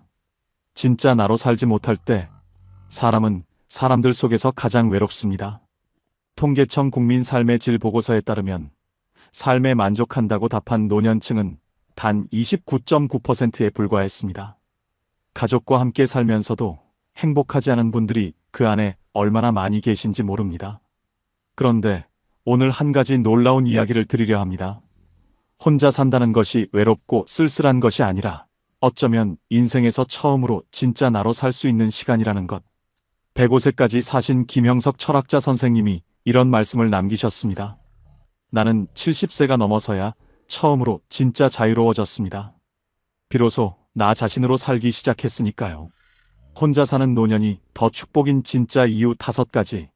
끝까지 보시면 여러분의 인생관이 바뀔 것입니다. 자, 지금 시작하겠습니다. 경북 안동에 사는 이금순 씨, 올해 73살입니다. 이분의 이야기가 오늘 이 시간의 시작입니다. 남편이 세상을 떠난 것은 68살 때였습니다. 갑작스러운 이별이었습니다. 장례를 치르고 나서 텅 빈 집에 혼자 앉아있던 첫날 밤, 금순 씨는 이 집에서 혼자 어떻게 살아야 하나 막막했습니다. 아들이 달려왔습니다. 엄마, 우리 집으로 오세요. 며느리도 환영한다고 했습니다. 손자들도 할머니 온다고 좋아했습니다. 그래서 금순 씨는 짐을 쌌습니다. 그리고 아들 집으로 들어갔습니다. 처음 한 달은 괜찮았습니다. 손자들이 재롱을 부리고 밥상에 사람이 있고 집안에 소리가 있었습니다. 그런데 2달째부터 조금씩 달라졌습니다. 며느리는 착했습니다. 잘해주는 아들이었습니다. 그런데 이상하게 집안에서 금순 씨는 점점 작아지고 있었습니다. 아침에 일찍 일어나도 며느리 눈치에 부엌에 들어가기가 망설여졌습니다. 냉장고를 열 때도, 화장실 순서를 맞출 때도, 손자들 훈육 방식이 내 생각과 달라도 아무 말 못하고 속으로만 삼켰습니다. 명절에는 며느리 친정 식구들이 왔습니다. 금순 씨는 그날 자기 방에 일찍 들어갔습니다. 아들 집인데 내 방에 들어가 문을 닫고 혼자 누웠습니다. 창밖으로 웃음소리가 들렸습니다. 그때 금순 씨 눈에서 눈물이 흘렀습니다. 외로워서가 아니었습니다. 내가 여기 있으면 안 되는 사람인 것 같아서였습니다. 그렇게 3년이 흘렀습니다. 3년 동안 금순 씨는 착한 엄마였고 조용한 시어머니였고 말 없는 할머니였습니다. 그런데 정작 금순 씨 자신은 없었습니다. 그러던 어느 봄날이었습니다. 동네 마트 앞에서 동갑내기 친구 박순이를 오랜만에 만났습니다. 그런데 이상했습니다. 순이가 너무 밝았습니다. 얼굴이 환했습니다. 전에 알던 그 조심스럽고 수척하던 모습이 아니었습니다. 눈이 반짝였고 걸음걸이도 가벼웠습니다. 금순 씨가 물었습니다. 야, 너 무슨 좋은 일 있어? 왜 이렇게 얼굴이 좋아? 순이가 웃으면서 말했습니다. 나 혼자 살거든. 금순 씨는 순이의 이야기를 들었습니다. 처음엔 무섭고 적적했는데 지금은 아침마다 혼자 커피 한 잔 마시는 것이 세상에서 제일 행복하다고 했습니다. 자고 싶을 때 자고, 먹고 싶은 건 먹고, 보고 싶은 TV 보고, 아무도 눈치 볼 사람이 없다고 했습니다. 아들이 가끔 오면 그렇게 반가울 수가 없다고 했습니다. 멀리서 보니까 더 예뻐 보인다고, 같이 살 때는 몰랐는데 혼자 살고 나서야 아들이 얼마나 소중한지 알겠다고 했습니다. 금순 씨는 그날 집으로 돌아오면서 내내 순이 얼굴이 떠올랐습니다. 저 사람이 원래 저렇게 밝은 사람이었나? 저 얼굴이 진짜 순이 얼굴이구나. 그날 밤 금순 씨는 오래 생각했습니다. 그리고 결심했습니다. 나도 한번 살아봐야겠다. 진짜 내 방식으로. 아들에게 말했습니다. 아들은 말렸습니다. 혼자 있다가 쓰러지면 어떡하냐고. 금순 씨는 짧게 말했습니다. 나 괜찮아. 걱정 말고. 그리고 작은 아파트를 구했습니다. 이사 오던 날 저녁 짐도 다 풀지 못한 채 바닥에 앉아서 금순 씨는 혼자 웃었습니다. 이상한 기분이었습니다. 아무것도 없는데 이상하게 다 있는 것 같은 기분. 그로부터 1년이 지났습니다. 지금 금순 씨는 매일 아침 7시에 일어납니다. 혼자 밥을 짓고, 혼자 먹고, 혼자 설거지를 합니다. 오후에는 동네 복지관에서 노래교실을 다닙니다. 젊을 때부터 노래를 좋아했는데 살면서 한 번도 배워본 적이 없었습니다. 지금은 반에서 목소리가 제일 크다고 합니다. 아들이 일주일에 한 번 옵니다. 오는 날이면 금순 씨는 아들이 좋아하는 된장찌개를 끓입니다. 아들이 문을 열고 들어오면서 말합니다. 엄마, 얼굴이 왜 이렇게 좋아? 금순 씨는 웃으면서 말합니다. 나 요즘 잘 살거든. 그 말이 거짓말이 아닙니다. 진심입니다. 박순이를 마트 앞에서 만났던 그날, 금순 씨가 본 것은 친구의 얼굴이 아니었습니다. 자기가 앞으로 살 수 있는 삶이었습니다. 그리고 지금 금순 씨는 그 삶을 살고 있습니다. 자, 그렇다면 혼자 사는 노년이 왜 더 축복인지 이제 5가지 이유를 하나씩 말씀드리겠습니다. 첫 번째 이유입니다. 내 리듬으로 산다는 것. 그것이 얼마나 큰 자유인지 해보지 않은 사람은 모릅니다. 경남 통영에 사는 최봉남 씨, 올해 72살입니다. 이분은 45년을 남편의 리듬에 맞춰 살았습니다. 남편이 일찍 일어나는 사람이어서 새벽 5시에 일어나 밥을 지었습니다. 봉남 씨는 아침형 인간이 아니었습니다. 그냥 그렇게 살았습니다. 남편이 술만 마시고 들어오면 화를 내고 고집을 부렸습니다. 힘들었지만 그냥 참고 살았습니다. 자상한 말 한마디 안 해주는 사람이어서 늘 외로웠지만 그냥 그렇게 살았습니다. 45년을. 남편이 세상을 떠난 뒤 처음 혼자 맞이한 아침, 봉남 씨는 7시에 일어났습니다. 새벽 5시가 아니라 7시에 냉장고를 열어 좋아하는 나물을 꺼냈습니다. 국을 끓이지 않았습니다. 그냥 나물 몇 가지에 밥 한 공기. 밥상을 차려놓고 앉았는데 이상하게 눈물이 났다고 합니다. 슬픔의 눈물이 아니었습니다. 이게 내가 좋아하는 아침이었구나 하는 눈물이었습니다. 45년 만에 처음으로 내가 먹고 싶은 것을 내가 먹고 싶은 시간에 먹은 것입니다. 내 리듬으로 산다는 것은 단순히 편한 것이 아닙니다. 그것은 자신을 되찾는 일입니다. 누군가에게 맞추며 살다 보면 어느 순간 내가 원래 어떤 사람이었는지를 잊게 됩니다. 나는 아침형인가 저녁형인가? 나는 조용한 것이 좋은가 시끌벅적한 것이 좋은가? 나는 국을 좋아하는가 나물을 좋아하는가? 이 사소한 것들이 사실은 나라는 사람의 본질입니다. 혼자 산다는 것은 그 본질을 다시 만나는 시간입니다. 이것이 사치처럼 느껴지신다면 50년 가까이 남의 리듬에 맞춰 사신 분이라면 이제 내 리듬을 찾는 것은 사치가 아니라 회복입니다. 혹시 지금 혼자 사시면서 이 자유가 왠지 미안하게 느껴지시는 분이 계십니까? 괜찮습니다. 미안하지 않아도 됩니다. 그 자유가 바로 여러분이 오랫동안 받아야 했던 것입니다. 두 번째 이유입니다. 관계가 오히려 더 깊어집니다. 매일 보면 당연해지고 당연해지면 소중함을 잊습니다. 충북 청주에 사는 윤말숙 씨, 올해 70살입니다. 이분은 5년 전까지 딸 가족과 함께 살았습니다. 딸이 직장에 다니는 동안 손자 둘을 봐줬습니다. 가까이 있으니 좋을 것 같았습니다. 그런데 가까이 있을수록 작은 것들이 쌓였습니다. 손자들이 말을 안 들으면 딸이 곁에서 한마디를 했습니다. 엄마가 너무 받아주지 마세요. 그 한마디가 마음에 걸렸습니다.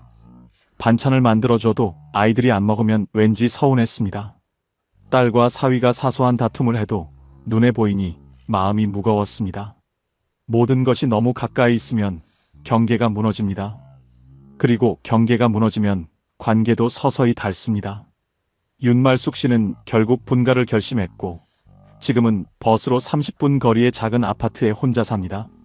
놀라운 일이 생겼습니다. 딸이 더 자주 연락을 합니다. 손자들이 할머니 집에 오고 싶다고 조릅니다. 함께 밥을 먹을 때가 전보다 훨씬 더 따뜻합니다. 윤말숙 씨는 이렇게 말합니다. 같이 살 때는 딸이랑 매일 봤는데 왜 그렇게 서먹했는지 몰라요. 지금은 일주일에 한 번 보는데 볼 때마다 반가워요. 같이 사는 것이 사이를 가깝게 하지 않습니다. 보고 싶을 때 보는 것이 사이를 가깝게 합니다. 매일 보면 당연해집니다. 당연해지면 감사함이 사라집니다. 감사함이 사라지면 관계는 서서히 식습니다. 반면 거리가 생기면 만남이 소중해집니다. 전화 한 통이 반가워집니다. 같이 먹는 밥 한 끼가 특별해집니다. 일본의 저명한 노년학자 히노하라 시게아키 박사는 말했습니다. 가장 건강한 노년의 관계는 적당한 거리에서 깊은 온기를 주고받는 것이다. 가까이 있되 붙어 있지 않는 것. 그것이 오히려 더 오래, 더 깊게 사랑할 수 있는 방법입니다. 지금 혼자 사시면서 자식과 멀어지는 것 같아 불안하신 분이 계십니까? 멀어지는 것이 아닙니다. 더 오래 사랑할 수 있는 거리를 만드는 것입니다. 세 번째 이유입니다. 혼자 있어야 비로소 나를 만납니다. 소음이 없어야 내 안의 소리가 들립니다. 전북 전주에 사는 임순예 씨, 올해 69살입니다. 이분은 평생 조용히 살았습니다. 말이 많은 편이 아니었고 혼자 있는 것을 좋아했지만 그럴 틈이 없었습니다. 아이들이 있었고 남편이 있었고 시댁 식구들이 있었고 이웃들이 있었습니다. 집안에 늘 누군가가 있었고 늘 무언가를 해야 했습니다. 혼자가 된 첫 해는 솔직히 힘들었습니다. 집이 너무 조용했습니다. 밥을 혼자 먹는 것이 적적했습니다. TV를 켜놓고 소리라도 들어야 덜 외로웠습니다. 그런데 1년이 지나면서 달라지기 시작했습니다. 그 조용함이 조금씩 편안해졌습니다. 소음이 없어지자 오랫동안 들리지 않던 소리가 들리기 시작했습니다. 내 안의 소리였습니다. 어릴 때 좋아했던 뜨개질이 다시 하고 싶어졌습니다. 결혼하고 나서는 손댈 시간이 없었는데 문득 실과 바늘이 그리워졌습니다. 동네 문화센터에 뜨개질 수업이 있다는 걸 알고 등록했습니다. 처음에는 손이 서툴렀습니다. 그런데 코를 하나씩 떠가는 동안 마음이 차분해지는 것을 느꼈습니다. 3달 뒤에는 손자에게 줄 목도리를 완성했습니다.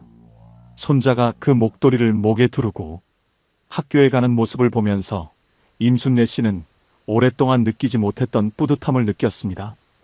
이분은 말합니다. 혼자 있으니까 내가 뭘 좋아하는지 알겠더라고요. 사람들이 많을 때는 그런 생각 자체를 못했어요. 심리학에서는 이것을 자기인식이라고 합니다. 자신이 무엇을 좋아하고 무엇을 싫어하고 무엇을 할 때 살아있다는 느낌이 드는지를 아는 것. 그런데 이 자기인식은 혼자 있는 시간이 있어야 자랍니다. 늘 누군가와 함께 있고 늘 무언가를 해야 하는 환경에서는 자신을 들여다볼 틈이 없습니다. 혼자 사는 노년은 그 틈이 생기는 시간입니다. 어쩌면 인생에서 처음으로 진짜 나 자신을 만날 수 있는 시간입니다. 오랫동안 묻어두었던 것이 있으십니까? 젊을 때 하고 싶었지만 미뤄온 것이 있으십니까? 조용한 지금 이 시간이 그것을 꺼낼 수 있는 가장 좋은 때입니다. 네 번째 이유입니다. 건강을 내가 주도할 수 있습니다. 몸의 주인이 다시 나 자신이 됩니다.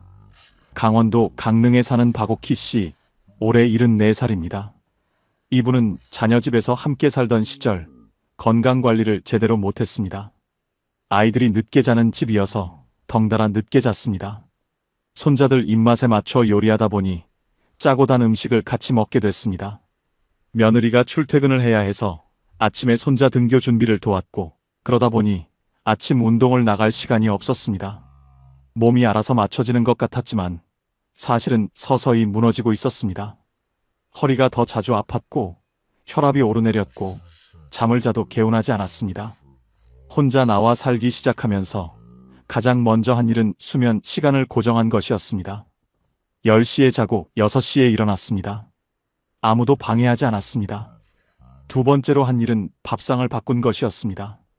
짠 것을 줄이고 채소를 늘리고 좋아하는 나물을 마음껏 먹었습니다. 세 번째로 한 일은 아침 산책이었습니다. 매일 아침 6시 반에 집을 나서서 해변을 30분씩 걸었습니다. 강릉 바다는 계절마다 다른 얼굴을 가지고 있었습니다. 1년이 지나자 허리 통증이 줄었습니다. 혈압이 안정됐습니다. 아침에 일어나면 개운했습니다. 주치의가 물었습니다. 요즘 뭘 달리하셨어요? 수치가 많이 좋아졌네요. 박옥희 씨는 말했습니다. 혼자 살기 시작했어요. 세계보건기구가 발표한 건강한 노화 지침에 따르면 규칙적인 수면, 균형 잡힌 식사, 꾸준한 신체 활동이 노년 건강을 결정하는 가장 핵심적인 세 가지라고 합니다. 그런데 이 세 가지는 모두 내가 스스로 결정할 수 있을 때 가능합니다. 누군가에게 맞춰 살면 이 세 가지 중 하나도 제대로 지키기 어렵습니다. 혼자 산다는 것은 내 몸의 주인이 다시 나 자신이 된다는 것입니다. 지금 여러분의 하루에서 수면과 식사와 운동을 스스로 결정하고 계십니까? 그 세 가지를 내 손으로 챙기는 것. 그것이 가장 현실적인 건강 비결입니다. 다섯 번째 이유입니다. 외로움과 고독은 다릅니다. 그리고 고독을 즐길 줄 아는 사람이 가장 단단합니다. 대전에 사는 한미숙 씨, 올해 71살입니다. 혼자 살기 시작한 첫 해, 주변 사람들이 자꾸 물었습니다. 외롭지 않아요? 그 말이 처음에는 걱정으로 들렸지만 나중에는 이상하게 들렸습니다. 외로움과 혼자 사는 것은 같은 말이 아니었기 때문입니다. 한미숙 씨는 생각해 봤습니다. 외로움을 가장 많이 느꼈던 때가 언제였나? 놀랍게도 가장 외로웠던 때는 혼자 있을 때가 아니었습니다. 사람들 속에 있는데 아무도 나를 진짜로 봐주지 않는다고 느꼈던 순간들이었습니다. 북적이는 명절 상 앞에서 혼자 밥을 먹는 것 같았던 날들. 많은 사람들 사이에 있는데 내 이야기를 하는 사람은 아무도 없던 날들. 그때가 가장 외로웠습니다. 반면 혼자 있을 때의 고요함은 달랐습니다. 그것은 비어있는 느낌이 아니라 채워지는 느낌이었습니다. 좋아하는 음악을 들으며 차를 마실 때, 창밖의 빗소리를 들으며 책을 읽을 때, 아무 말 없이 그냥 앉아 하늘을 바라볼 때, 그 시간들이 오히려 자신을 더 풍성하게 만들었습니다. 철학자 쇼펜하우어는 이런 말을 남겼습니다. 자기 자신과 함께 있는 것을 즐길 줄 아는 사람만이 진정한 자유를 가진 사람이다. 고독은 텅 빈 것이 아닙니다. 고독은 나 자신으로 가득 찬 상태입니다. 외로움은 타인이 없어서 생기는 고통이지만 고독은 나 자신이 있어서 누리는 충만함입니다. 한미숙 씨는 지금도 혼자 삽니다.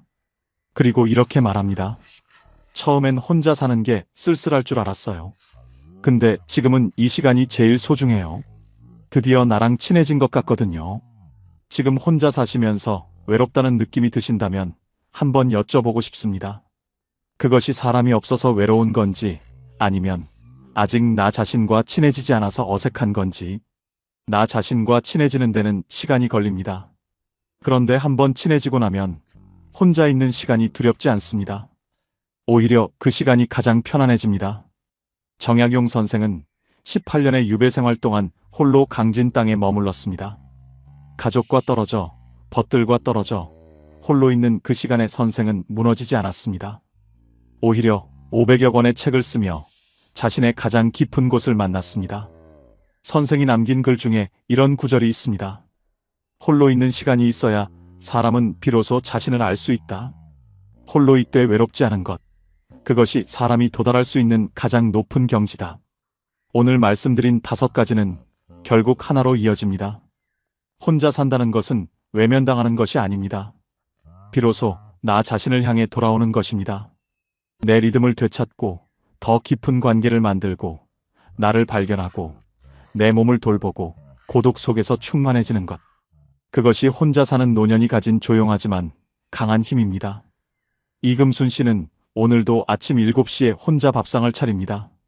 좋아하는 된장찌개에 나물 반찬. 아무도 눈치 볼 사람이 없습니다. 창밖으로 햇살이 들어옵니다. 금순 씨는 혼자 밥을 먹으면서 혼자 웃습니다.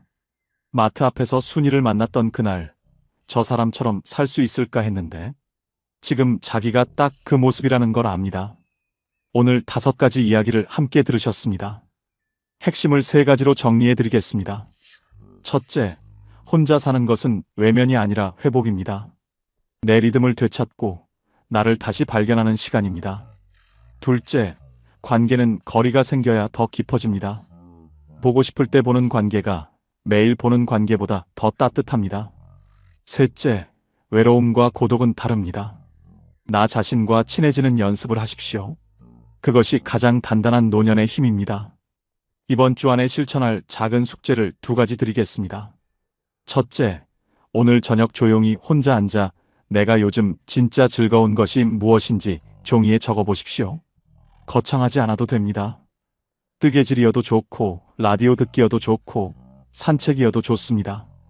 그것이 여러분이 다시 찾아야 할 나 자신의 단서입니다. 둘째, 자녀에게 전화할 때 먼저 이렇게 말해보십시오. 나 요즘 잘 지내. 보고 싶으면 와. 기다리는 사람이 아니라 잘 살고 있는 사람으로 먼저 서십시오. 자녀가 더 자주, 더 반갑게 올 것입니다.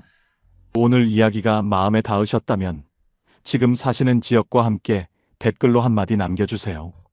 혼자 사는 분들의 이야기가 또 다른 누군가에게 가장 현실적인 용기가 됩니다. 구독과 좋아요도 부탁드립니다. 여러분, 살면서 혼자가 된다는 것이 두렵지 않으셨습니까? 처음 혼자 밥을 차렸을 때, 처음 혼자 명절을 보냈을 때, 처음 아무도 없는 집으로 돌아왔을 때, 그 낯섦과 쓸쓸함을 견뎌오신 것만으로도 이미 대단하신 겁니다. 아무도 알아주지 않아도 그 하루하루를 버텨오신 그 마음이 얼마나 단단하고 귀한지 모릅니다. 그런데 오늘 이 영상을 끝까지 보신 여러분께 한 가지 말씀드리고 싶습니다. 혼자 산다는 것이 끝이 아닙니다. 오히려 진짜 나로 사는 삶의 시작입니다. 최봉남 씨는 45년 만에 처음으로 자신이 먹고 싶은 아침밥을 먹었습니다. 임순례 씨는 50년 만에 처음으로 뜨개질 바늘을 다시 잡았습니다. 박옥희 씨는 강릉 바닷바람을 맞으며 매일 아침 걷습니다. 한미숙 씨는 드디어 자기 자신과 친해졌다고 말합니다. 그리고 이금순 씨는 오늘도 혼자 밥상 앞에서 웃고 있습니다. 그분들이 찾아낸 행복은 누가 가져다 준 것이 아니었습니다. 혼자 있는 그 시간 속에서 스스로 찾아낸 것이었습니다. 오늘만큼은 조용히 스스로에게 말해보세요. 나는 혼자이지만 외롭지 않다. 나는 지금 나를 위해 살고 있다. 그 말이 아직 어색하게 느껴지신다면 괜찮습니다. 매일 조금씩 친해지면 됩니다. 자기 자신과 친해지는데 늦은 나이는 없습니다. 오늘 저녁 창밖의 노을을 혼자 바라보는 것, 좋아하는 음악을 틀어놓고 차 한 잔을 천천히 마시는 것, 아무것도 하지 않고 그냥 조용히 앉아 있는 것, 그 작은 순간들이 쌓여 여러분만의 단단하고 따뜻한 삶이 됩니다. 여러분, 살면서 이렇게 많이 참고 이렇게 많이 맞춰주고 이렇게 오래 뒤로 물러서며 사셨습니다. 그 세월이 얼마나 깊고 무거운 사랑이었는지 모릅니다. 이제는 그 사랑을 자기 자신에게도 주셔도 됩니다. 혼자이기에 가능한 삶이 있습니다. 혼자이기에 더 깊어지는 하루가 있습니다. 여러분은 지금 그 삶을 살고 계십니다. 부끄러워하지 마세요. 당당하게 나를 위해 오늘 하루도 잘 살아가셔도 됩니다. 여러분의 내일은 오늘보다 반드시 더 따뜻하고 빛날 것입니다. 지금까지 황금노후였습니다. 노후에 얼마가 있어야 충분할까요? 이 질문을 한 번이라도 해보신 분들, 아마 이 영상을 보고 계신 분들 대부분이실 겁니다. 노후 자금 얼마가 필요하다는 기사를 읽으면 가슴이 철렁하고 친구 모임에서 누가 부동산 이야기라도 꺼내면 왠지 모르게 불편해집니다. 새벽에 잠이 깨면 머릿속에서 자꾸 숫자 계산이 시작됩니다. 통장에 얼마가 남았고 한 달에 얼마가 나가고 이 돈이 몇 년을 버텨줄까?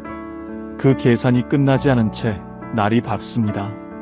아침을 먹으면서도 산책을 하면서도 텔레비전을 보면서도 그 불안은 배경처럼 깔려 있습니다. 조금만 더 있으면 괜찮을 텐데, 조금만 더 있으면 마음이 편할 텐데, 그런데 이상하게도 그 조금이 채워져도 마음은 쉽게 편해지지 않습니다. 왜일까요? 노후 자금 10억이 있어도 불안한 사람이 있고 월 100만 원으로 평온하게 사는 사람이 있습니다. 그 차이는 돈이 아닙니다. 오늘 이 이야기는 돈을 더 모으는 법이 아닙니다. 지금 가진 돈으로 더 잘 사는 법입니다. 그리고 더 나아가 돈이 결코 만들어줄 수 없는 것들이 70 이후의 삶에서 얼마나 중요한지에 대한 이야기입니다. 끝까지 들으시면 새벽에 눈이 떠졌을 때 숫자, 계산 대신 다른 생각을 하게 되실 겁니다. 자, 시작하겠습니다. 함께 천천히 들어가 보겠습니다. 경상남도 진주에 사는 71세 김복순 씨는 새벽마다 스마트폰을 봅니다. 잠이 깨면 제일 먼저 하는 일이 은행 앱을 열어서 잔고를 확인하는 것입니다. 남편이 돌아가신 지 5년이 됐고 딸 하나는 서울에, 아들 하나는 부산에 살고 있습니다. 두 자녀가 매달 조금씩 용돈을 보내주고 남편이 남긴 작은 금액의 연금이 나옵니다. 먹고 사는데 지장은 없습니다. 그런데 새벽마다 잔고를 확인하는 습관은 멈추지 않습니다. 김복순 씨는 이렇게 말했습니다. 돈이 없어서 불안한 게 아닌 것 같아요. 그냥 불안한 거예요. 근데 그 불안이 돈 걱정처럼 느껴지는 거예요. 이 말 속에 오늘 이야기의 핵심이 들어 있습니다. 돈 걱정이 커지는 진짜 이유. 첫 번째는 돈을 안전의 상징으로 여기는 습관입니다. 우리 세대는 가난을 경험한 세대입니다. 어릴 때 먹을 것이 없었던 기억, 돈이 없어서 아픈 가족을 제때 병원에 못 데려간 기억, 돈 때문에 하고 싶은 것을 포기해야 했던 기억. 그 기억들이 우리 안에 아주 깊이 새겨져 있습니다. 그래서 돈은 단순한 숫자가 아닙니다. 돈은 생존의 상징이고, 안전의 상징이고, 두려움으로부터 나를 지켜주는 방패입니다. 그 등식이 평생 작동해 왔습니다. 돈이 있으면 안전하고, 돈이 없으면 위험하다. 그런데 70이 넘어서도 그 등식이 그대로 작동하고 있는 것입니다. 실제로 지금 당장 굶을 처지가 아닌데도 몸속 어딘가에 새겨진 그 오래된 두려움이 새벽마다 통장 잔고를 확인하게 만드는 것입니다. 이것은 의지의 문제가 아닙니다. 평생 살아온 방식의 문제입니다. 그러나 이제는 그 등식을 조금 느슨하게 풀어볼 때가 됐습니다. 두 번째 이유는 비교에서 오는 상대적 빈곤감입니다. 절대적으로 부족한 것이 아닌데도 부족하게 느껴지는 것. 그것이 상대적 빈곤감입니다. 모임에 나가면 누군가는 해외여행 이야기를 하고 누군가는 자녀가 집을 사줬다는 이야기를 합니다. 뉴스에서는 노후 자금으로 몇 억이 필요하다는 이야기가 나옵니다. 그 숫자들과 나의 현실을 비교하는 순간 충분했던 것이 갑자기 부족해 보입니다. 오늘 아침 따뜻하게 밥을 먹었고 몸에 큰 이상이 없고 지낼 집이 있는데도 비교는 언제나 우리를 가난하게 만듭니다. 내가 가진 것을 보는 것이 아니라 내가 갖지 못한 것을 보게 만들기 때문입니다. 그리고 그 비교는 70이 넘어서도 멈추지 않습니다. 오히려 더 예민해지기도 합니다. 세 번째 이유는 미래에 대한 통제 욕구입니다. 앞으로 얼마나 더 살지 모르니까라는 말. 이 말 속에는 불확실성에 대한 두려움이 담겨 있습니다. 인간은 원래 통제할 수 없는 것을 두려워합니다. 언제 아플지, 얼마나 더 살지, 어떤 일이 생길지, 이 모든 것이 불확실합니다. 그래서 그나마 숫자로 확인할 수 있는 통장 잔고에 집착하게 됩니다. 돈이 많으면 그 불확실성을 조금이라도 통제할 수 있을 것 같은 느낌이 들기 때문입니다. 하지만 돈은 미래를 통제해주지 않습니다. 돈은 선택지를 늘려줄 뿐입니다. 그리고 진짜 불안, 즉 언젠가는 죽는다는 사실, 언제 아플지 모른다는 사실은 아무리 많은 돈이 있어도 사라지지 않습니다. 그 진실을 받아들이는 것이 돈 걱정으로부터 자유로워지는 첫걸음입니다. 네 번째 이유는 돈이 없으면 사랑받지 못할 것 같다는 두려움입니다. 이것은 많은 분들이 의식하지 못하는 감정입니다. 하지만 자식에게 짐이 될까봐 걱정하는 마음, 용돈을 받을 때 자존심이 상하는 느낌, 손자에게 용돈을 못 줄 때 느끼는 미안함. 이 모든 감정의 뿌리에는 돈 없는 나는 사랑받을 자격이 없는 것 아닐까라는 두려움이 있습니다. 그리고 이것은 우리 세대가 살아온 방식과 깊이 연결되어 있습니다. 주는 것이 사랑이고 베푸는 것이 존재의 증명이었던 시대를 살아왔기 때문입니다. 그런데 이제 더 이상 주기 어려운 나이가 됐을 때 그 역할이 흔들리면서 불안이 커지는 것입니다. 하지만 생각해 보세요. 자식이 여러분을 사랑하는 것은 여러분의 통장 잔고 때문이 아닙니다. 여러분이 여러분이기 때문입니다. 그 사실을 믿는 연습이 필요합니다. 자, 이 네 가지를 하나로 묶으면 이렇게 됩니다. 70 이후 돈 걱정의 본질은 돈이 부족해서가 아니라 돈 없이는 괜찮을 수 없다는 믿음 때문입니다. 그 믿음을 조금씩 바꾸는 것. 그것이 오늘 이야기가 향하는 방향입니다. 그렇다면 돈이 만들어줄 수 없는 것들, 그러나 70 이후의 삶을 진짜로 풍요롭게 만들어주는 것들은 무엇일까요? 지금부터가 오늘 이야기의 핵심입니다. 돈으로 살 수 없는 것 첫 번째, 아침에 일어나고 싶은 이유입니다.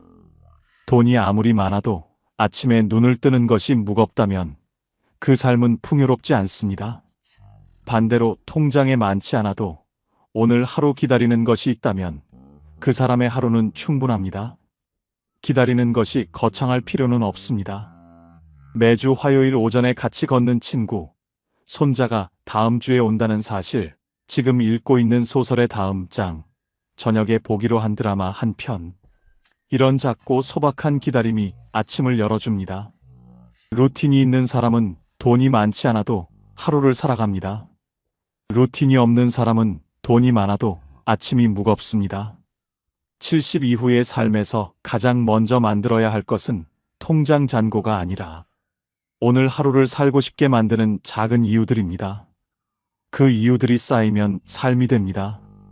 돈으로 살 수 없는 것 두 번째, 나를 있는 그대로 봐주는 한 사람입니다. 돈이 많고 집이 넓어도 아무도 없는 저녁은 춥습니다. 반대로 작은 방 하나에 살아도 진심으로 내 이야기를 들어주는 사람이 한 명 있다면 그 삶은 따뜻합니다. 70 이후의 관계는 숫자가 아니라 깊이입니다. 연락처에 사람이 아무리 많아도 진짜로 전화할 수 있는 사람이 없다면 그것은 외로움입니다. 돈이 있으면 편의를 살 수 있습니다.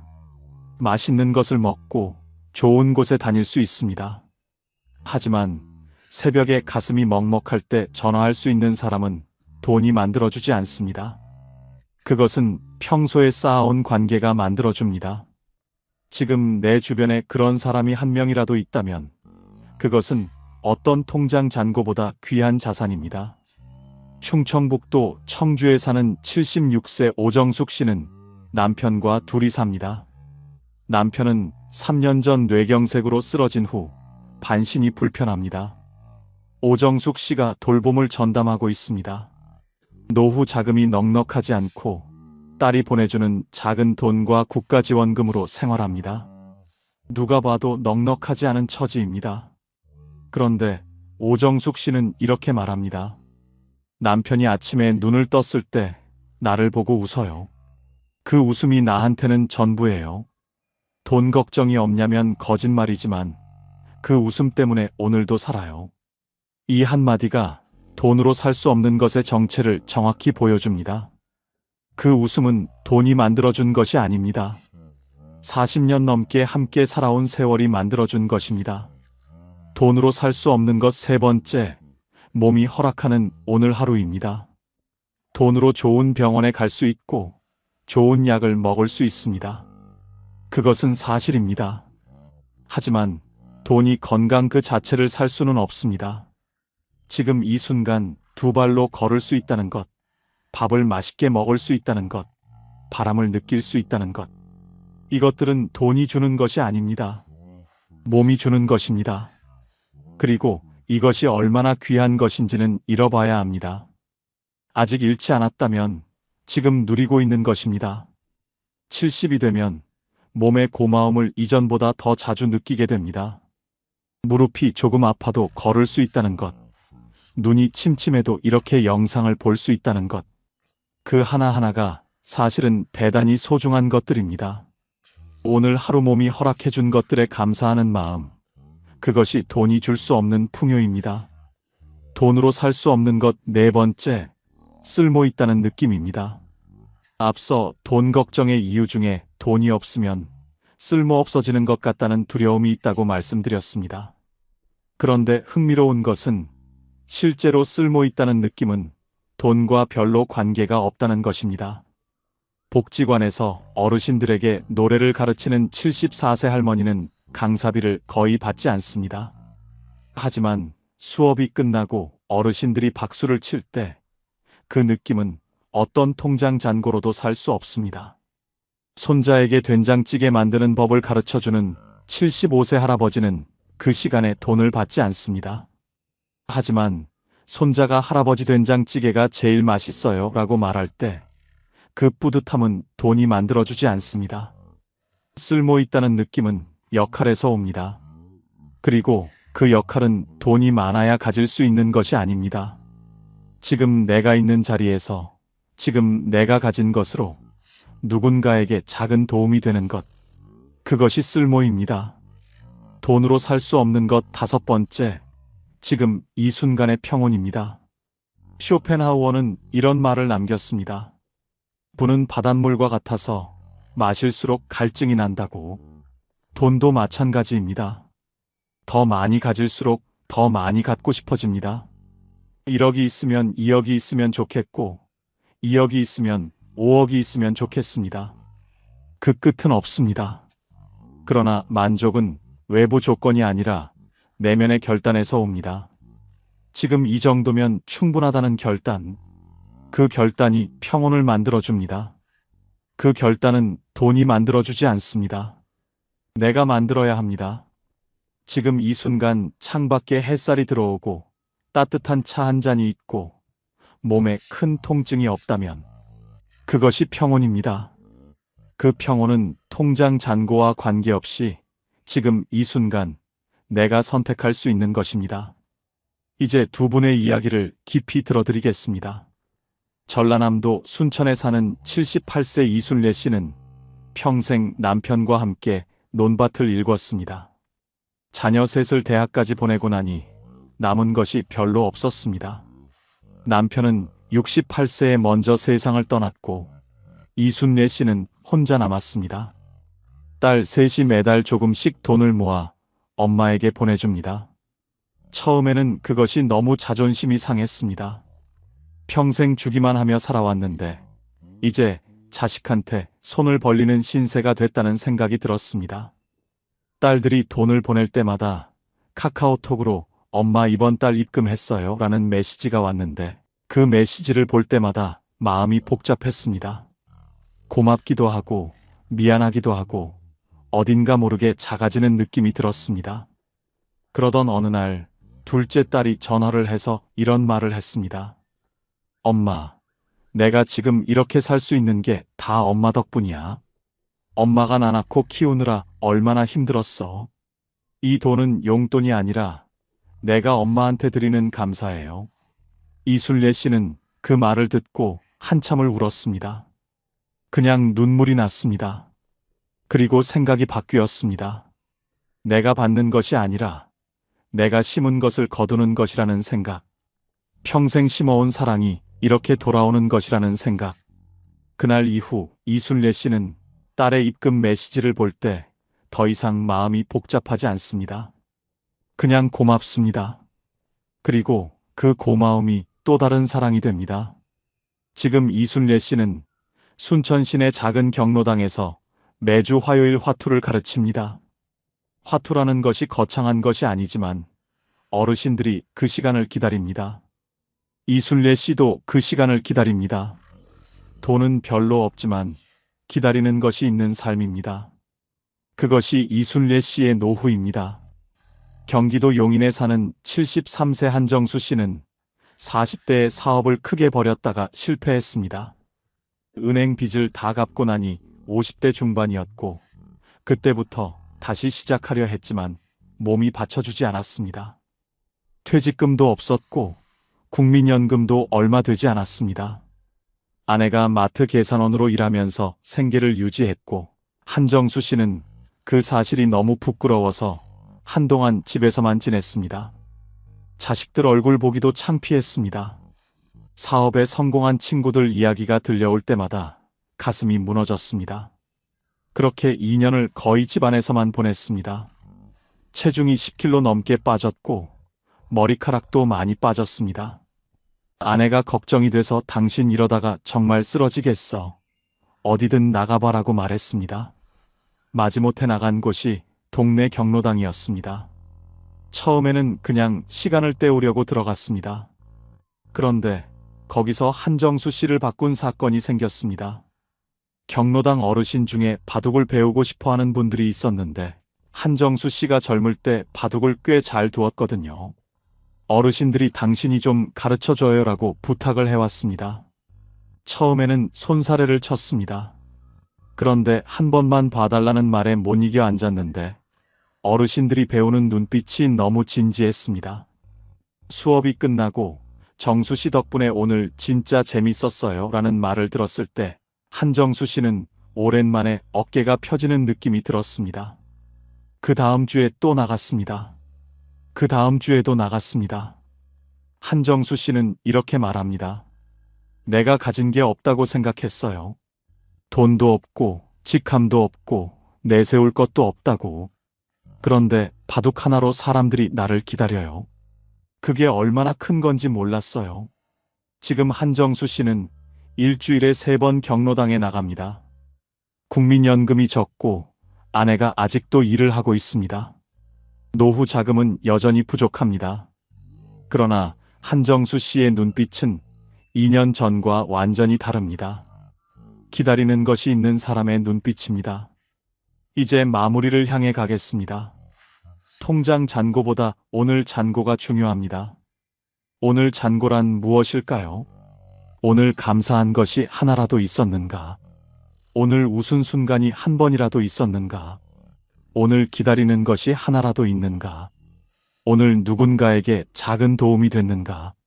이것들이 오늘의 잔고입니다. 이 잔고는 은행에서 확인할 수 없습니다. 하지만 이 잔고가 쌓이면 삶이 됩니다. 그리고 이 잔고는 돈이 많아야 채울 수 있는 것이 아닙니다. 지금 이 순간 어디에 있든 얼마를 가졌든 채울 수 있습니다. 돈은 삶의 도구입니다. 삶의 목적이 아닙니다. 이 문장이 쉽게 들릴 수 있습니다. 하지만 실제로 이것을 믿는 것은 쉽지 않습니다. 평생 돈을 위해 일했고 돈 때문에 포기했고 돈 때문에 버텼습니다. 그 삶에서 돈은 언제나 중심이었습니다. 그 습관이 하루아침에 바뀌지 않습니다. 하지만 조금씩 바꿀 수 있습니다. 오늘 새벽에 잠이 깨서 통장 잔고를 확인하고 싶을 때 대신 이것을 한번 생각해 보세요. 오늘 나는 무엇이 기다려지는가? 그 질문 하나가 불안을 조금 다른 방향으로 돌려줄 수 있습니다. 지금 당신이 가진 것을 한번 세어보세요. 통장 잔고 말고 진짜로 가진 것들을.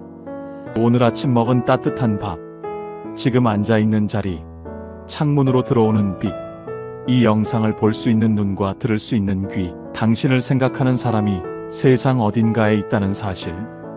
이것들은 돈이 만들어준 것이 아닙니다. 그러나 이것들이 없다면 어떤 돈도 의미가 없습니다. 당신은 지금 이 순간 생각보다 훨씬 많은 것을 가지고 있습니다. 단지 그것들이 통장에 찍히지 않을 뿐입니다. 그리고 지금 이 질문을 드립니다. 오늘 돈 없이도 좋았던 순간이 있었습니까? 아침 햇살이 따뜻하게 느껴진 순간, 누군가와 나눈 짧은 대화가 기분 좋았던 순간, 오랜만에 먹은 음식이 맛있었던 순간, 별 이유 없이 마음이 잠깐 가벼워진 순간. 그런 순간이 오늘 하루에 하나라도 있었다면 오늘은 풍요로운 하루입니다. 그것이 보이기 시작하면 삶이 조금씩 달라집니다. 불안이 완전히 사라지지는 않습니다. 하지만 불안보다 감사가 조금 더 커지는 날들이 늘어납니다. 그날들이 모이면 노후가 됩니다. 돈이 만들어주는 노후가 아니라 내가 만들어가는 노후. 당신의 노후는 통장이 아니라 당신의 하루가 만들어갑니다. 이 말을 오늘 하루 한 번만 기억해 주세요. 내일 아침 눈이 떠지면 통장 앱 대신 오늘 기다리는 것 하나를 먼저 떠올려 보세요. 아주 작은 것이어도 됩니다. 오늘 점심에 먹을 것, 오후에 걷기로 한 공원, 저녁에 볼 드라마 한 편. 그 작은 기다림이 하루를 열어줍니다. 그 하루들이 쌓이면 당신의 황금 노후가 됩니다.